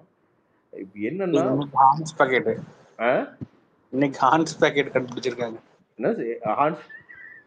நான் என்ன சொல்றேன், சரிடா இதெல்லாம் சரி. லட்டுக்கு வந்து ஒரு ஆள் அம்மாள் பவன் கல்யாண் சார் வந்து பார்த்தீங்கன்னா விரதமெல்லாம் இருக்குது, அதெல்லாம் சரி. நான் என்ன சொல்கிறேன், ஒருத்தர் எம்பி லெட்ரு, எம்எல்ஏ லெட்ரு, இல்லை ஒருத்தன் பணம் பெருசாக படைச்சவன் அம்பானி வந்தான்னா மட்டும் நேராக பெருமாள் உள்ள விட்டுறாரா? அவன் போயிட்டு வந்து பார்த்தீங்கன்னா பெருமாள் முன்னாடி 1 மணி நேரம் உட்கார்றதுக்கு பர்மிஷனு. அவனை விட 100 மடங்கு பக்தி இருக்குது ஒரு ஏழைக்கு. அவனை ஏன்டா கூண்டுக்குள்ளே குரங்கு மாதிரி அடைச்சி வச்சு கொண்டு போய் சாமி பார்க்க விட்றீங்க? ஸோ 2 நாள்லாம் ஏன்டா வெயிட் பண்ண வைக்கிறீங்க? நான் என்ன சொல்கிறேன், ஒரு நாள் எல்லாத்துக்கும் வந்து பார்த்தீங்கன்னா ஈஸியாக எல்லாருக்கிட்டையும் ஆதார் இருக்குது. ஆதார் கார்டு வாங்கு, ரெஜிஸ்டர் பண்ணு. இங்கிருந்து 6 மாசம் அதுதான் அந்த பணக்கார சாமின்னு ஆக்கிட்டாங்க. இல்ல தருண், அது ரொம்ப மனசு சிரமமா இருக்கு. அது அப்படி இல்லை. அவரு பெருமாள் எல்லாத்துக்குமான சாமி தருண். அது அவர் பாசிட்டிவ் எனர்ஜிய செல்வத்தை நீங்க பாருங்களேன், எல்லாருமே பணக்கார சாமின்ற மாதிரி ஆக்கிட்டாங்க. அது திருப்பதி மட்டும் தருண் சாமி எல்லாம் ஆகல, இவங்க சுத்தி இருக்கிறவங்க ஆக்கிட்டாங்க. தருண் நீ சும்மா ஏதாவது சும்மா பேசிட்டு இருக்க. இல்ல அப்படி கிடையாது, அது அப்படிதான் சொல்றாங்க, வேற ஒண்ணும் கிடையாது. நீ போய் பாத்தியா? இல்ல அப்படி இல்ல, சிஸ்டம் வந்து இன்னும் கொஞ்சம் ஜனநாயக முறைப்படுத்தணும். அதை விட நான் ரொம்ப சிம்பிளா என்னன்னா, ஏங்க நடந்து போறவனுக்கு ஃபர்ஸ்ட் பர்மிஷன் இருக்குங்க. நடந்து போறாங்களே அவங்களுக்கு இருக்குங்க. அது இல்லையா? அதெல்லாம் இருக்கு. அட இல்ல சரி கார்த்தி, நீங்க இப்படி சொல்றீங்களே, நம்ம போறோம், நம்மள போனோம்னா 2 நிமிஷத்துல ஜர்கனியும் தள்ளி விட்டுருவாங்க. இதே விஐபி அந்த மாதிரி தள்ளுவாங்களா? நீங்க என்ன பண்ணலாம்? சரி ஓகே, நீங்க லட்சக்கணக்கான பேர் வராங்க, இப்ப படுத்து கும்பிட்டு போ, ஒரு மணி நேரம் அப்படின்னு விட முடியும் இல்லையா? ஒரு நீங்க போயிருப்பீங்க, நானும் போயிருக்கேன். அங்க ஒரு செகண்ட் கூட நிப்பாட மாட்டாங்க, உடனே தள்ளி விட்டுருவாங்க. என்னங்க பண்ண முடியும்? பின்னாடி எவ்வளவு பேர் நிக்கிறான்ல, அடுத்தவனுக்கும் வாய்ப்பு இருக்கணும்ல. இல்ல கார்த்தி, அதுதான் என்னன்னா அவங்க நினைச்சா நிறைய விஷயங்கள் மாத்தி பண்ண முடியும். ஃபர்ஸ்ட்லாம் என்னன்னா கீழ இருந்து மேலே அந்த அலிப்பிரிமெட்டு இந்த 2 பாதை இருக்குல்ல, அந்த 2 பாதையில் போகிறவங்களுக்குலாம் வந்துன்னா இலவசது கொஞ்சம் ப்ரியாரிட்டி தந்தாங்க. கீழே உண்மையான பக்தியோட கீழே இருந்து நடந்து போகிறவங்கள ப்ரியாரிட்டி தான். இன்றைக்கி அதெல்லாம் ஃபுல்லாக கேன்சல் பண்ணி விட்டானுங்க. அது என்ன பிரச்சனைன்னு தெரியல. அது இவன் பண்ணியிருப்பானுங்க, ஜெகன்மோகன் பண்ணியிருப்பாரு. என்ன கருமமோ அது இப்போ பண்ணுறது இல்லையா? அது அது நான் என்ன சொல்கிறேன், மேல் இருக்கிறவ போய் காரில் போய் இறங்குறவனை கூட உட்காரவே ஒன்றும் தப்பு இல்லை. 2-3 மணி நேரம் உட்காந்து சாமி பார்க்கட்டும், அது ஒன்றும் தப்பு இல்லை. கீழே இருந்து ஒருத்தன் பக்தியோட நடந்து வரான் பத்தியா, பாவம். சாமி பார்க்கணும் ஒரு பக்தியோட ஒரு வேண்டுதலோட போறான்ல, அவனுக்கெல்லாம் ஃபர்ஸ்ட் ப்ரியாரிட்டி தரணுங்கிறேன் நான். என்ன விஐபிக்கு வந்து ஒரு ப்ரியாரிட்டி இருக்குதோ அதே ப்ரியாரிட்டி எந்த எந்த மலை கோயிலா இருந்தாலும் சரி. நான் சொல்றேன் நான். ஒரு பழனியில ஒருத்தன் வந்து மலையில கீழ இருந்து படியில் நடந்து போறானா அவனுக்கு ப்ரியாரிட்டி தாங்கய்யா. அவன் ரோப் கார்ல ஜாலியா படுத்துட்டு வர்றவனுக்கெல்லாம் ப்ரியாரிட்டி தரணும்னு அவசியம் கிடையாது. ஒருத்தர் கீழ இருந்து பக்தியா வந்து பார்த்தீங்கன்னா ஒரு ஒரு இல்ல இல்ல மரியாதை எனக்கு தெரிஞ்சு அந்த மாதிரிலாம் இல்ல இல்ல அந்த மாதிரி பண்ற மாதிரி தெரியல. நீங்க முன்னாடி பேசும்போது வந்து கோயிலெலாம் புகழ்ந்து பேசிட்டு இருந்தீங்க, தேவையில்லாம டீக்கார மாதிரி பேசிட்டு இருக்கீங்க. திருப்பதி ரொம்ப டிசிப்ளினான கோயில், ஒரு குப்பை கூட இருக்காது, அந்த அளவுக்கு மெயின்டைன் பண்ணிருக்காங்க. இல்ல கார்த்தி அந்த அளவுக்கு மெயின்டைன் பண்ணிருந்தாங்க கார்த்தி. ஆனா இப்ப சரியில்லை கார்த்தி, அதுக்கு முன்னாடி இருந்தது நல்லா நீ இருந்தது. எப்பயா போன சொல்லியா தருண்? நீ எப்பயா கடைசி போன சொல்லியா? இப்போ நான் லாஸ்டா ஒரு எப்ப ஏப்ரல் மந்த் போனேன். சரி, என்ன உனக்கு பிரச்சனை இருந்துச்சாங்க? இல்ல கார்த்தி, நான் இதுக்கு முன்னாடி போயிருக்கேன். ரொம்ப நீட்டா இருக்கும், ரூம்ல கூட ரொம்ப அவைலபிளா இருக்கும். என்னையா பாத்தீங்கன்னா பிரச்சனை ரெஸ்ட் எடுக்கிற சொல்லியா? ரூம்ல கூட நல்லா இருக்கும். ரூம் என்ன எதுவுமே பிரச்சனை சரியில்லைங்க. சொல்லு. மேல சரி ரூம்லாம் இருக்கும் பாத்துறீங்களா? சரி ரூம் எதுவுமே சரியில்லை. அதே மாதிரி ஓகே. பாத்தீங்கன்னா இப்போ நம்ம வந்து எப்படின்னா ரூம்ல ஒரு சைட் 300 சீரிங் rupees சரியில்லையா? டிக்கெட் இல்ல ஜன்னல் சொல்றேன் ஓப்பன் இல்ல கதவுல 300 வெளில தெரியல. சுத்தமா இல்லப்பா. நீ வேற நீ காமெடி பண்ணுவ. சொல்லு, என்னதே சொல்லு. ரூம் சுத்தமா இல்ல ஆக்சுவலா. பெட் இன்னொன்னு சரியில்லை, பாத்தீங்கன்னா ஏசி இப்போ வாக்கிங் டிஸ்டன்ஸ் இருக்கு போயிட்டு பாத்தீங்களா, அத ரொம்ப பெருசாக்கி வச்சிருக்காங்க. அந்த ஃப்ரீ தரிசனத்துக்கு வருவாங்க பாத்தீங்களா வாக்கிங், ஃபர்ஸ்ட் எல்லாம் அதெல்லாம் ரொம்ப போனோம்னா பெருசு. இப்ப திருப்பதி நீங்க மலையில ரீசெண்டா போனீங்கன்னா உங்களுக்கு தெரியும், ரொம்ப லாங்ல இருக்கும். வாக்கிங் எப்படின்னா ரொம்ப பின்னாடி போய் நடந்து வர மாதிரி இருக்கும். அதெல்லாம் நிறைய சேஞ்சஸ் பண்ணிருக்காங்க. அப்போ வயசானவங்க எல்லாம் அவ்வளவு தூரம் எப்படிங்க நடந்து போவாங்க? அதான் இல்ல அதான் தருணு எல்லாம் அதெல்லாம் அவங்க போறவங்க பாத்துக்குவாங்க தருண். கார்த்தி, நான் எங்க அப்பா கூட போனேன். எங்க அப்பாவுக்கு 66 வயசு ஆகுது. நான் அவர் கூட போனேன். அவர் நடந்து போகும்போது அவ்வளவு கஷ்டப்பட்டாரு. அதனாலதான் நான் ஃபீல் பண்ணி சொல்றேன். சரிங்களா? நானும் 2 வருஷம் ஒரு ட்ரிப்பு போவேன். அவர் சொல்ற மாதிரி எல்லாம் எப்படின்னு தெரியல. ஆனா நடந்துதான் போவோம். ஆனா அதெல்லாம் ஃப்ரீயா தான் இருக்கும், ஒன்றும் பிரச்சனை கிடையாது. டைமை பொறுத்து இருக்குங்க, வேற ஒண்ணும் இல்ல. சும்மா இவனுங்க ஒன்னமத்தை கேட்கறதுக்குன்னே வரதுங்க. உண்மையிலே இப்படி ஒரு கோயில இவ்வளோ நான் இன்னும் ஆந்திராலதான் இருக்கு அந்த கோயிலு. அந்த மாதிரிலாம் எந்த கோயிலுமே மெயின்டைன் பண்ண முடியாதுங்க. கார்த்தி, நான் அப்படி இப்பதான் பேர் சொன்னேனே தவிர லட்சக்கணக்கான இதுக்கு பேர் முன்னாடி வர நல்லா இடத்த நீட்டா தான் இருந்தது. ஐயோ தருண் சும்மாரியா, இந்த மாதிரி உண்மையிலேயே இவ்வளவு லட்சம் பேர் வர இடத்த மெயின்டைன் பண்றது சத்தியமா வாய்ப்பே கிடையாது. அப்படி மெயின்டைன் பண்றாங்க. கார்த்தி, நான் இப்பதான் சொல்றேனே தவிர சுத்தமா இருந்த கோயில் தான். இப்ப கொஞ்சம் சரியில்லைன்னு சொல்ல வரேன் தவிர வேற எதுவும் சொல்ல வரல. இப்பனா எப்பங்க? போன வருஷம் கூட போனாங்க. நானு இப்பனா எப்ப? நான் ஏப்ரல்ல போனேங்க, அதனால சொல்றாங்க, வேற ஒண்ணும் இல்லைங்க. அவர் என்ன சொல்றாரு, சும்மா வந்து கார்னர் பண்ணக்கூடாது. அவங்க அப்பாவை கூட்டு போனாரு, நடக்கிறது சிரமமா இருக்குது, அதுக்கு வந்து ஃபீச்சர்ஸ் இல்லை அப்படின்னு சொல்றாரு. அது உண்மைதான். ஏன்னா அவங்க அப்பாவை கூட்டு போறாரு, இதுக்கு என்ன வந்து அவர் என்னது சர்டிபிகேட்டா எடுத்துட்டு வர முடியும்? அது சொல்றாரு, அவ்வளவுதான். இங்க பாருங்க, லட்சக்கணக்கான பேர் வராங்க. ஓகேவா? அந்த கோயிலை இவ்வளவு சூப்பரா மெயின்டைன் பண்றது மிகப்பெரிய சாதனை தான். கண்டிப்பா தமிழ்நாட்டுல கூட அப்படி இல்ல ப்ரோ. உண்மையிலே தமிழ்நாட்டுல இந்த மாதிரி கோயில் வச்சிருந்தா வித்து திருட்டு இருப்பீங்க நேரம் பாதியா. இது உண்மை, இதை நான் அக்ரி பண்ணிடுறேன். தமிழ்நாட்டுல இருந்தா கன்ஃபார்ம் வித்து தின்னுட்டு இருப்பாங்க. ஆமா, முன்னாடி பெரியார் சிலை உன்னை வச்சு கீழே அதுக்கப்புறம் பேசி அதுல கொஞ்சம் சுரண்டி தின்னு இதெல்லாம் பண்ணிருப்பீங்க நீங்க. பெரிய கோயில் என்ன வித்தா தின்னு இருக்கிறோம்? அந்த மாதிரி எத்தனை என்ன மெயின்டைன் பண்ணிட்டீங்க அங்க? இந்த தஞ்சை பெரிய கோயில் மெயின்டைன் பண்ணாம தான் சுத்தி இருக்கிற புல்லு எப்படி இருக்கு உள்ள போய் தஞ்சை பெரிய கோயில் போய் எங்க அப்படியே அங்க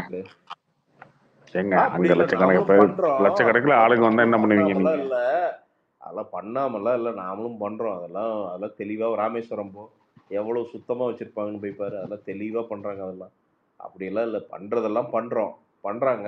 இன்னும் பத்துறது இல்லை, அவ்வளவுதான். அதுக்குன்னு வந்து இவங்க எல்லாம் கம்ப்ளீட்டா நல்லது பண்றாங்கன்னு நான் சொல்லல, பத்தல, அவ்வளவுதான். இவங்க இன்னுமே பெட்டரா நிறைய விஷயங்கள் பெட்டரா பண்ண முடியும். அதுக்குன்னு நாம வந்து எந்த கோயிலுமே மெயின்டைன் பண்றது இல்லை அப்படிங்கறதெல்லாம் சும்மா. அதெல்லாம் அப்படி இல்லை, அதெல்லாம் நீட்டா பண்றாங்க. அதெல்லாம் மெயின்டைன் பண்றது கவர்மெண்ட் பண்ணலைங்க, அந்த கோயில் பண்ணிக்குது. எந்த கோயில் பண்ணுது? அந்த கோயிலோட வருமானத்தை வச்சு அவங்க பண்ணிக்கிறாங்க. யார் கண்ட்ரோல்? கவர்மெண்ட். கார்த்தியனா, திருப்பதி கோயில் உங்க கண்ட்ரோல்ல கிடையாது. எப்படி உங்க கண்ட்ரோல்ல வரும்? நீங்க எதை கட்டிங்களா என்ன கோயில? அறநிலைத்துறை யார் கண்ட்ரோல் வருது? அறநிலைத்துறை அவங்களுக்கு என்ன வேலை இருக்கு அதுல? என்ன வேலை? அவங்க தான் நிர்வகிக்கிறாங்க கோயில. என்ன காமெடி பண்ற? அங்க வர வருமானம் மட்டும் தாங்க உங்க கண்ட்ரோல். இதெல்லாம் அந்த அதெல்லாம் கோயில்ல வர வருமானத்தை எடுத்துதான் சம்பளத்தை எடுத்துக்கினீங்க நீங்க. அது அப்படியெல்லாம் கிடையாது. அதெல்லாம் நிரூபிக்கிறாங்க. அதெல்லாம் சரியா அப்புறம் வேற என்ன, நீங்க நிரூபிக்கிறாங்க. கை காசு போட்டு செலவு பண்ணிருக்கீங்க? கை காசு போட்டு செலவு பண்றீங்களா என்ன? கை காசு போடுறதெல்லாம் கிடையாது. அதை நிர்வகிக்கிறதுக்குன்னு ஒன்று இருக்குல்ல. அந்த கோயில் வந்து அதெல்லாம் நிறைய அங்க வர வருமானத்தை நீங்க கொஞ்சம் எடுத்துக்கிட்டு மீதி கொஞ்சம் அதெல்லாம் செலவு அப்படி பண்றீங்க, கிடையாது. அவ்வளவுதான். அரசாங்கத்தோட பவரை யூஸ் பண்ணி இந்த கோயில் நிலங்கள் எத்தனை மீட்டர் இருக்காங்க இப்போ? அது வந்து யார் எடுத்தது? கோயில் நிலம் எப்படி போச்சு? அது எப்படி யாரு போச்சுன்னா கொடுத்தது? அது வந்து எவன் பரம்பரை எடுத்தான்? போயிருக்கு. 100 எவன் வருஷத்துக்கு எடுத்தான்? முன்னாடி ஏங்க எவன் எடுத்தான்?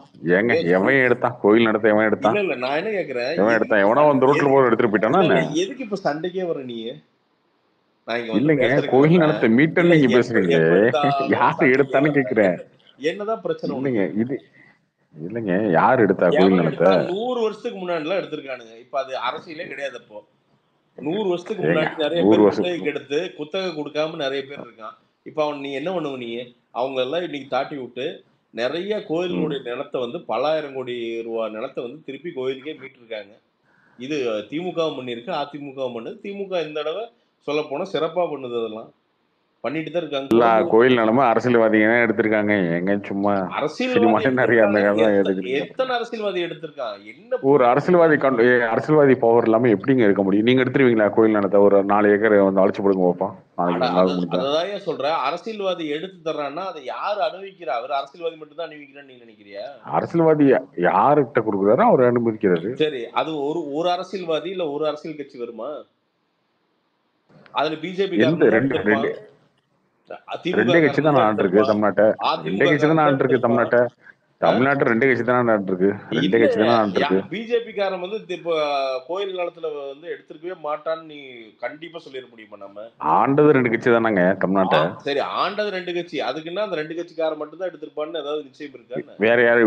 அது எப்படி இன்னொரு கட்சிக்காரன் வந்து எடுக்க முடியும்? அமமுககாரன் வந்து இங்க எடுக்க முடியுமா? அதெல்லாம் அப்படி எல்லாம் நீ கிடையாது. நீ போய் நீ திருப்பூர்ல போனீங்கன்னா திமுகவும் பிஜேபியும் ஒண்ணுதான். எல்லாம் மாத்தி மாத்தி அங்காளி பங்காளியா தான் வாழ்றாங்க. நீங்க 2 பேரும் ஒண்ணுதான், தெரியுமா உனக்கு?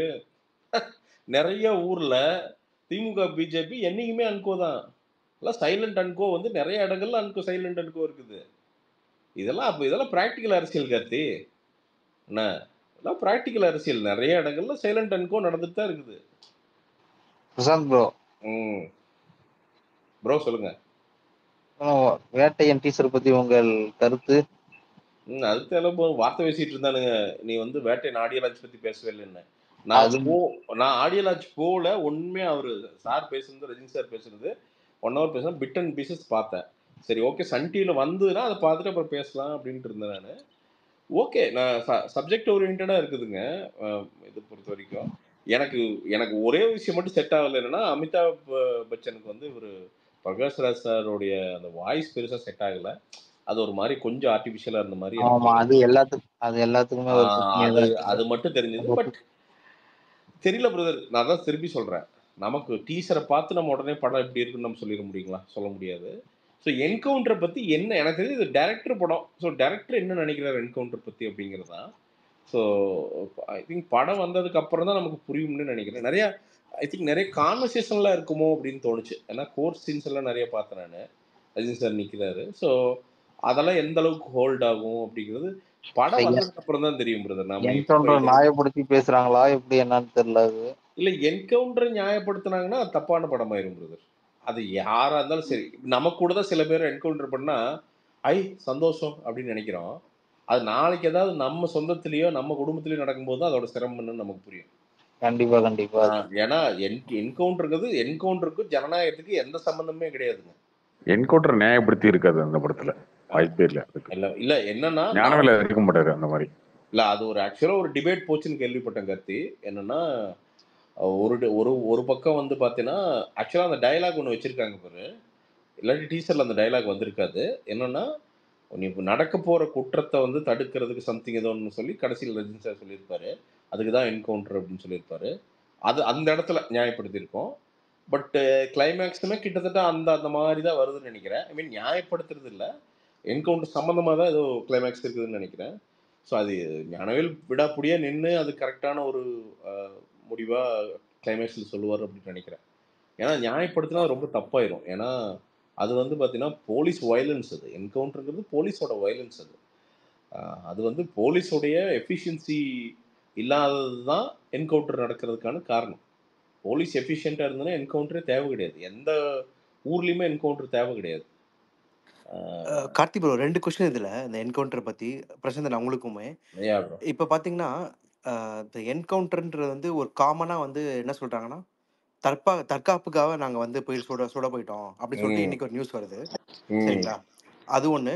அது வந்து பை டிஃபால்ட்டாக எல்லா டைமும் அதே தான் கேட்கணும். அப்படி பார்த்தீங்கன்னா அது வந்து ஒரு ட்ரெண்டாகவே வச்சிருக்காங்களா போலீஸ்? தற்காப்புக்கு எப்படி சுடுவாங்கன்னா சிசிடிவியே இல்லாத இடத்துல ஒரு மண் ரோட்டில் கொண்டு போய் அங்கே மட்டும்தான் தற்காப்பு பூரா தற்காப்பு வந்துடும். எங்காவது நீங்கள் சிட்டிக்குள்ளே பார்த்தீங்கன்னா எந்த தற்காப்பு அதெல்லாம் எந்த பிரச்சனையும் வந்துடாது. கரெக்ட்ண்ணா. அப்படி பார்த்தீங்கன்னா அது வந்து ஒரு மோட்டிவோட தானே பண்ணுறாங்கண்ணா. அதுதான் பிரதர். இது என்னன்னா போலீஸோட பவரை எஸ்டாப்ளிஷ் பண்ணுறதுக்கு செய்யப்படுற விஷயங்க, அவ்வளோதான். இது வந்து பொதுமக்களுக்கு நல்லதான்னு கேட்டிங்கன்னா சில விஷயம் நல்லதுதான். ரவுடிகளுக்குள்ளெல்லாம் பயம் வரும் அப்படின்ட்டு. கரெக்டா. அதுக்கு எதுக்கு நான் கோர்ட் இருக்குது, எதுக்கு தண்டனை? அதை தான் திருப்பி சொல்கிறேனே. இது வந்து பார்த்தீங்கன்னா ஒரு இந்த காட்டு மிராண்டி ஜஸ்டிஸ்லாம் இது ஓகே. பட் நம்ம இங்கே ஜனநாயகத்தில் அதுக்கு வேலையே இல்லை. யாராக இருந்தாலும் ஒரு சான்ஸ் தரணும்ல. எல் சால்வடார்னு நினைக்கிற ஒரு நாடு நினைக்கிறேன், மிகப்பெரிய கிரிமினல்ஸ் இருக்கிற ஒரு நாடு. அவனே என்ன பண்ணுறான்னா கிரிமினல்ஸை கொண்டு போய் ஆயுள் கைதியாக வச்சு லாக் தான் பண்ணுறான், அங்கேயே சுட்டு கொள்றது இல்லைங்க. அப்படிங்கிறப்போ எல்லாத்தோட நியாயத்தையும் கேட்கறதுக்கான வாய்ப்பு வழங்குறது தான் நீதிமன்றம், டெமோக்ரஸி. அப்படிங்கிறப்ப அவனோட நியாயத்தையே கேட்காம கொண்டு போய் அவனை க்ளோஸ் பண்ணுறதுங்கிறது அது என்ன மாதிரியான டெமோக்ரஸி அப்படின்னு நமக்கு தெரியலைங்க சீரியஸாக. இல்லை உண்மை வெளியே வரக்கூடாதுன்னு க்ளோஸ் பண்ணி சாப்டரை க்ளோஸ் பண்ணிடுறாங்களா அப்படின்னும் நமக்கு தெரியுது. ஏன்னா இது இப்போ இதுக்கு யூஸ் பண்ணப்படுறது நாளைக்கு அதுக்கு யூஸ் பண்ணப்படும். அரசு வந்து பார்த்தீங்கன்னா இன்னும் தீவிரமாகும் போது வேற பல விஷயங்களுக்கு அது யூஸ் பண்ணப்படும். அப்படிங்கிறப்ப அது என்கரேஜே பண்ணக்கூடாதுங்க. ஒரு சொசைட்டியாக ஒரு லேர்ன்டு சொசைட்டியாக நம்ம வந்து என்கவுண்டரை எந்த விதத்துலையுமே நம்ம அதை வந்து ஆதரிக்கக்கூடாதுங்க. ஏன்னா அது நமக்கு வரல, அதனால வந்து பார்த்தீங்கன்னா அவனை என்கவுண்டரில் போட்டு எறிய வேண்டும் அப்படிங்கிறது நம்ம குத்த வச்சு உட்காந்துக்கிட்டு. நமக்கு வரும்போது ஒரு படத்துக்கு மொக்க ரிவ்யூ கொடுத்ததுக்கெல்லாம் என்கவுண்டர் பண்ணுவாங்களா என்ன? அதுக்கெல்லாம் நீங்க அப்படி சொல்லாதீங்க. அப்படியெல்லாம் பார்த்தா அப்புறம் சொல்றீங்க அந்த மாதிரி. நம்ம கிரைம் ரேட் என்னங்க? நம்ம அதிகபட்சம் ஏதோ ஒரு படத்தை சொல்லியிருப்போம், அவனுங்க வந்து கோவப்படுவானுங்க. அதுக்கு என்கவுண்டர் பண்ண முடியுமா என்ன நம்மள? அப்படி இல்லை, அதுக்குன்னு இல்லை, தப்பா யூஸ் பண்றதுக்கு நிறைய வாய்ப்புகள் இருக்குதுன்னு நான் சொல்றேன். அப்புறம் இந்த படத்துக்கு வந்து இந்த என்கவுண்டர் பேஸ்ட் படம்னால அந்த என்ஓசிலாம் வரலன்னாங்கண்ணா, அதெல்லாம் வந்து கிடைச்சிச்சுங்களா? அதெல்லாம் வந்துடும் பிரதர், பெரிய படம் பிரதர், அதெல்லாம் வந்துடும் பிரதர், அதெல்லாம் டக்குன்னு வந்துடும். கொஞ்சம் அதெல்லாம் ரஜினிக்குலாம் இந்த இடத்துல தடங்கள் இருக்கு, அதெல்லாம் வந்துடும். தடங்கள் அப்படி சொல்லலாம் ப்ரோ. தலைவர் படம் வந்து அந்த டைம்ல மோடியவே அங்கிள் தான் கூப்பிடுறாங்க. சௌந்தர்யா என்னங்க நீங்க வேற, அதெல்லாம் ஒரு மேட்டரே கிடையாது. அப்படி லிங்க் பண்ணிட்டீங்க. Okay okay. ஏங்க அதெல்லாம் எனி சர்டிபிகேட் அதெல்லாம் வந்துருங்க, அதெல்லாம் ஒரு மேட்டரே கிடையாதுங்க. அதெல்லாம் ஒரு படம் எல்லாம் எந்த பக்கமும் பிரதர், அவர் வந்து திமுகவுக்கு இணக்கம், பிஜேபிக்கு இணக்கம், அதெல்லாம் நீங்க ஒன்றும் பிரச்சனையே கிடையாது. அந்த எனி டைம் ரஜினி சார் படம் எல்லாம் தடங்கலானது சரித்திரமே கிடையாது, அதுதான் உண்மை. ஸோ அதனால நாம அதுக்கெல்லாம் நம்ம யோசிக்க வேண்டியது. அப்படியே இல்லைன்னா சன் பிக்சர்ஸ் வந்து ஹெல்ப் பண்ணுவாங்க, அது பிரச்சனை இல்லை ப்ரோ. சர்டிபிகேட்ஸ் எல்லாம் வாங்குறது ஏன் ப்ரோ? அவ்வளோ பெரிய ஸ்டாருங்க, அவருக்கு சர்டிபிகேட்ஸ் எல்லாம் வாங்குறது கூட முடியலன்னா அப்புறம் என்ன ஸ்டார்? அதெல்லாம் இல்ல சர்டிபிகேட்ஸ் சன் பிக்சர்ஸ் வந்து ஹெல்ப் பண்ணுவாங்க அப்படி சொன்னா அவங்களும். இல்ல எனிவன் வில் ஹெல்ப் பிரதர். ஏன்னா யார் இது சன் பிக்சர்ஸ் வந்து ஹெல்ப் பண்ணுவாங்கன்னு? அவர் மோடி ரேஞ்சுக்கு பேசிட்டு இருக்காரு, நீ சன் பிக்சர்ஸ் நட்றாரு. ஏங்க உண்மையா தானங்க பிரதமர் ரேஞ்சுக்கு பேசிட்டு இருக்காங்க, சன் டிவி வந்தாரு. உண்மைதாங்க. ஏங்க அதெல்லாம் போய் கிடையாதுங்க. உண்மையிலேயே வந்து ரஜினிகாந்த் போன் பண்ணா அவருக்கு பெரிய ரெஸ்பான்ஸ் இருக்கு. அவர் போன் பண்ணா ஒரு விஷயம் நடக்கணும்னு நடக்கும். ஏன்னா பிரதர் அன்னைக்கு நரேந்திர மோடி முறை எலெக்ட் ஆகிறதுக்கு தமிழ்நாட்டில் வந்து பார்த்து ரொம்ப சில பேர்லாம் ரஜினி சார் தான் நம்பர் 1, அவர் தான் பார்க்குறாரு. அப்போ அவரோட வாய்ஸ் எவ்வளோ முக்கியம் அப்படிங்கிறது வந்து அவருக்கு தெரியுங்க. அப்படிங்கிறப்போ அதெல்லாம் பவர்ஃபுல். வாய்ஸ் அதெல்லாம் கிடையாதுங்க, ஒரு மாதிரி மரியாதை இருக்கு. மரியாதை ஓகே, அது ரொம்ப நாள் ரிலேஷன்ஷிப்பு, ஒரு மரியாதை அப்படி சொல்லிக்கலாம். நரேந்திர மோடியா வந்து பார்த்தாரு. ஆமாம், அவராக தானே வந்து பார்த்தாரு. சில பேர் கூப்பிட்டு போய் பார்க்கல. ஓகேங்க. ஏங்க அது நமக்கு என்ன நடந்ததுன்னு தெரியாதுங்க. ஸோ பிரதர் அந்தந்த பவர் வரும்போது அது நடக்கும் பிரதர். அண்ட் இன்னொன்று உண்மையாக சொல்ல போனால் பிரதர், ப்ராப்பர் ஜனநாயகம்னா இந்த மாதிரி இதெல்லாம் கொஞ்சம் அரசாட்சி மாதிரி தாங்க. ஜனநாயகம்னு பேர், அரசாட்சி. ஜனநாயகத்துல யாரு பெருசு யாரு சின்னது யாரும் கிடையாது. பட் அன்பார்ச்சுனேட்லி இங்க அப்படி கிடையாது. இல்ல ஏன் நான் சொல்றேன்னா அந்த மீட்டிங் ஜெனியஸ் கிளப்ல தான் நடந்துச்சு கோயம்புத்தூர்ல. ஆமா ஆமா தெரியும் தெரியும் தெரியும். 15-20 மினிட்ஸ் நடந்துச்சு. அது ஏற்றுக்கிறது தெரியும். Okay okay. கார்த்தி, நான் இதுல ஒரு டாபிக் ஆக்சுவலி மிஸ் பண்ணிட்டோம். நம்ம அந்த ஆஸ்கர் நாமினேஷன்லாம் வந்திருக்கு, தோழர் வந்திருக்காரு, ஏதாவது கேட்கலாமே அதை பத்தி? ஆமா ஆமா கேளுங்க. ஆஸ்கர் நாமினேஷன் கிடையாதுங்க, அது தப்பா போட்டாங்க, நியூஸ் எல்லாருமே தப்பா போட்டாங்க. இது ஒரு படம் தான் ஆஸ்கர் நாமினேஷன், எல்லா படம் லேடிஸ் மட்டும் தான், மீதியெல்லாம் இவங்க செலக்ட் பண்ணி வச்ச படம். Oh okay okay. Karthik bro, but அது எப்படிண்ணா, அது அப்படியே டிட்டோவா எல்லா டீம்லயும் அப்படியே ஒரே நியூஸ்ல சொன்ன மாதிரி அப்படியே போட்டாங்கண்ணா? அது தப்பா வந்து பிஆர்ஓ சைட்ல இருந்து போட்டாங்கன்னு நினைக்கிறேன். ஃபர்ஸ்ட் போட்டதுக்கப்புறம் அப்போ தமிழ் படம் எதுவுமே செலக்ட் ஆகலையாண்ணா? இந்தியாவுக்கு ஒரு படம் தாங்க, ஃபாரின் லாங்குவேஜ்னு ஒரே ஒரு இதில் மட்டும்தான் அவார்டு, அதுக்கு நாமினேஷனுக்கு ஒரு படம், அவ்வளோதான். ஓகே, அப்போ இப்போ போட்ட நியூஸ்லாமே அந்த வித்ட்ரா பண்ணுறாங்களா அதை? அது தப்பா காலைல போட்டாங்க, அதுக்கப்புறம் அது ஸ்ப்ரெட் ஆயிடுச்சு. Okay. Hi Karthi bro. Hi bro. Bro போட்டிருந்தீங்க இந்த மாதிரி ஆர்ஜே பாலாஜி சூர்யான் காம்பினேஷன்ல மூவி வருதுன்னு, கன்ஃபார்மா என்ன மாதிரி மூவி எக்ஸ்பெக்ட் பண்ணலாம்? அதெல்லாம் தெரியாதுங்க, டிஃப்ரெண்டாக ஒரு படம் எதிர்பார்க்கலாம் கண்டிப்பா. விஜய்க்கு முன்னாடி அவர் ஒரு கதை சொன்னாருன்னு சொல்லி நியூஸ்லாம் வந்துச்சுல, அதுவா இருக்கலாம். கார்த்தினா, நீங்க அந்த ட்வீட் போட்டதுக்கு அப்புறமே அபிஷேக் நான் டேக் பண்ணி தான் போட்டேன்.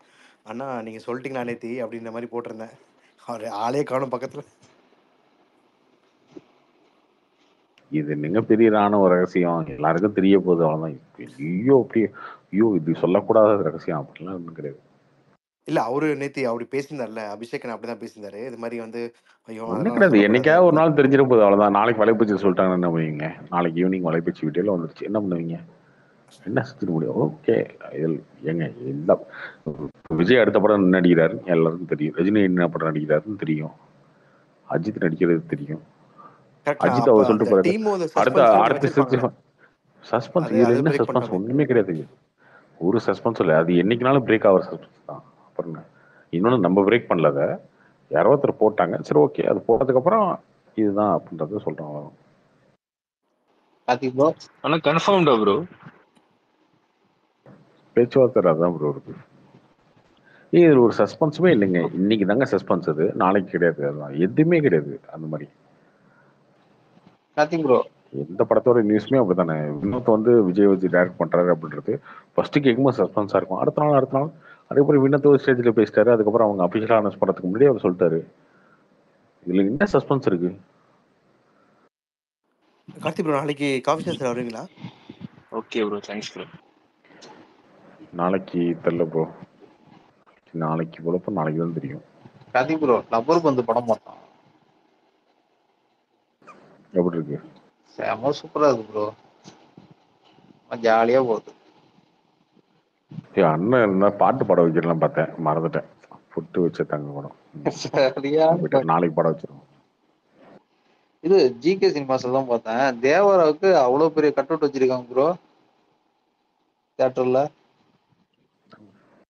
அவங்க சென்னை ஃபுல்லாவே பாருங்க, தேவார டிக்கெட்டே கிடைக்காது, சரியான கட் அவுட் வச்சிருக்காங்க ஜிகே சினிமாஸ்ல.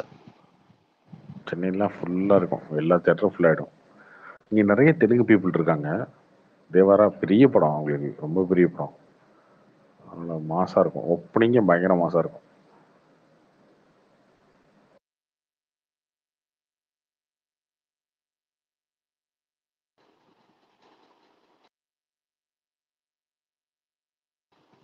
கோட் எப்படி ப்ரோ, லியோ தாண்டிட்டா எப்படி? தமிழ்நாட்டில் சூப்பர் ஹிட் ப்ரோ, செம்ம கலெக்ஷன்.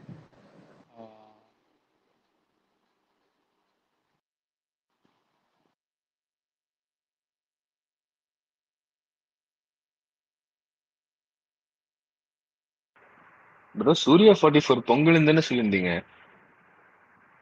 பொங்கல் பிளான் பண்றாங்க, அது ஒரு மாதிரி எந்த படமே அப்படி சொல்ல முடியாது, அனௌன்ஸ் பண்ணாதான் தெரியும். ஓகே, முடிஞ்சிடும், இந்த மாசம் முடிஞ்சிடும், இன்னொரு 20 நாள் முடிஞ்சிடும், அக்டோபர்ல முடிஞ்சிடும் படம். அக்டோபர்ல முடிஞ்சிருச்சுன்னா பொங்கலுக்கு ட்ரை பண்ணுவாங்க.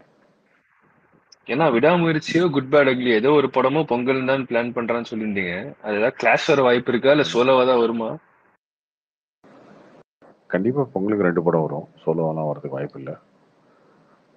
இன்னொரு படம் என்ன படம் தெரியாது. அது எஸ்கே படமா இருக்கலாம், சூர்யா படமா இருக்கலாம். பார்ப்போம். Okay bro. லாங் ஹாலிடே இல்லை அது. ஒரு படம்ன்றதை தாண்டி இன்னொரு படம் வரலாம். ஆல்ரெடி வந்திருக்குல்ல, துணிவு, வாரிசு அதெல்லாம் வந்திருக்கு. அயலா கேப்டன் ஒன்றரை வந்திருக்கு. பேட்டு விசுவாசம் வந்திருக்கு. ஸோ 2 படம் வரலாம் பொங்கல் ஹாலிடேக்கு. Okay bro.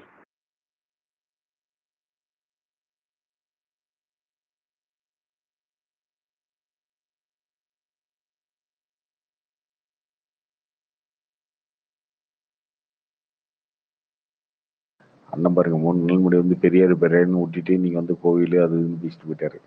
அவ்வளவுதான்.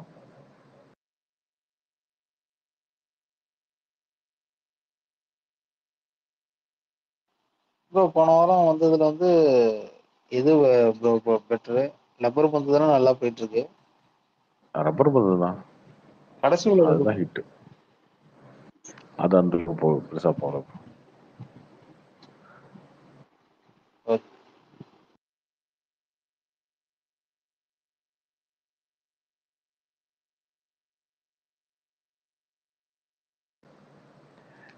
ஓகே, குட் நைட், பாய்.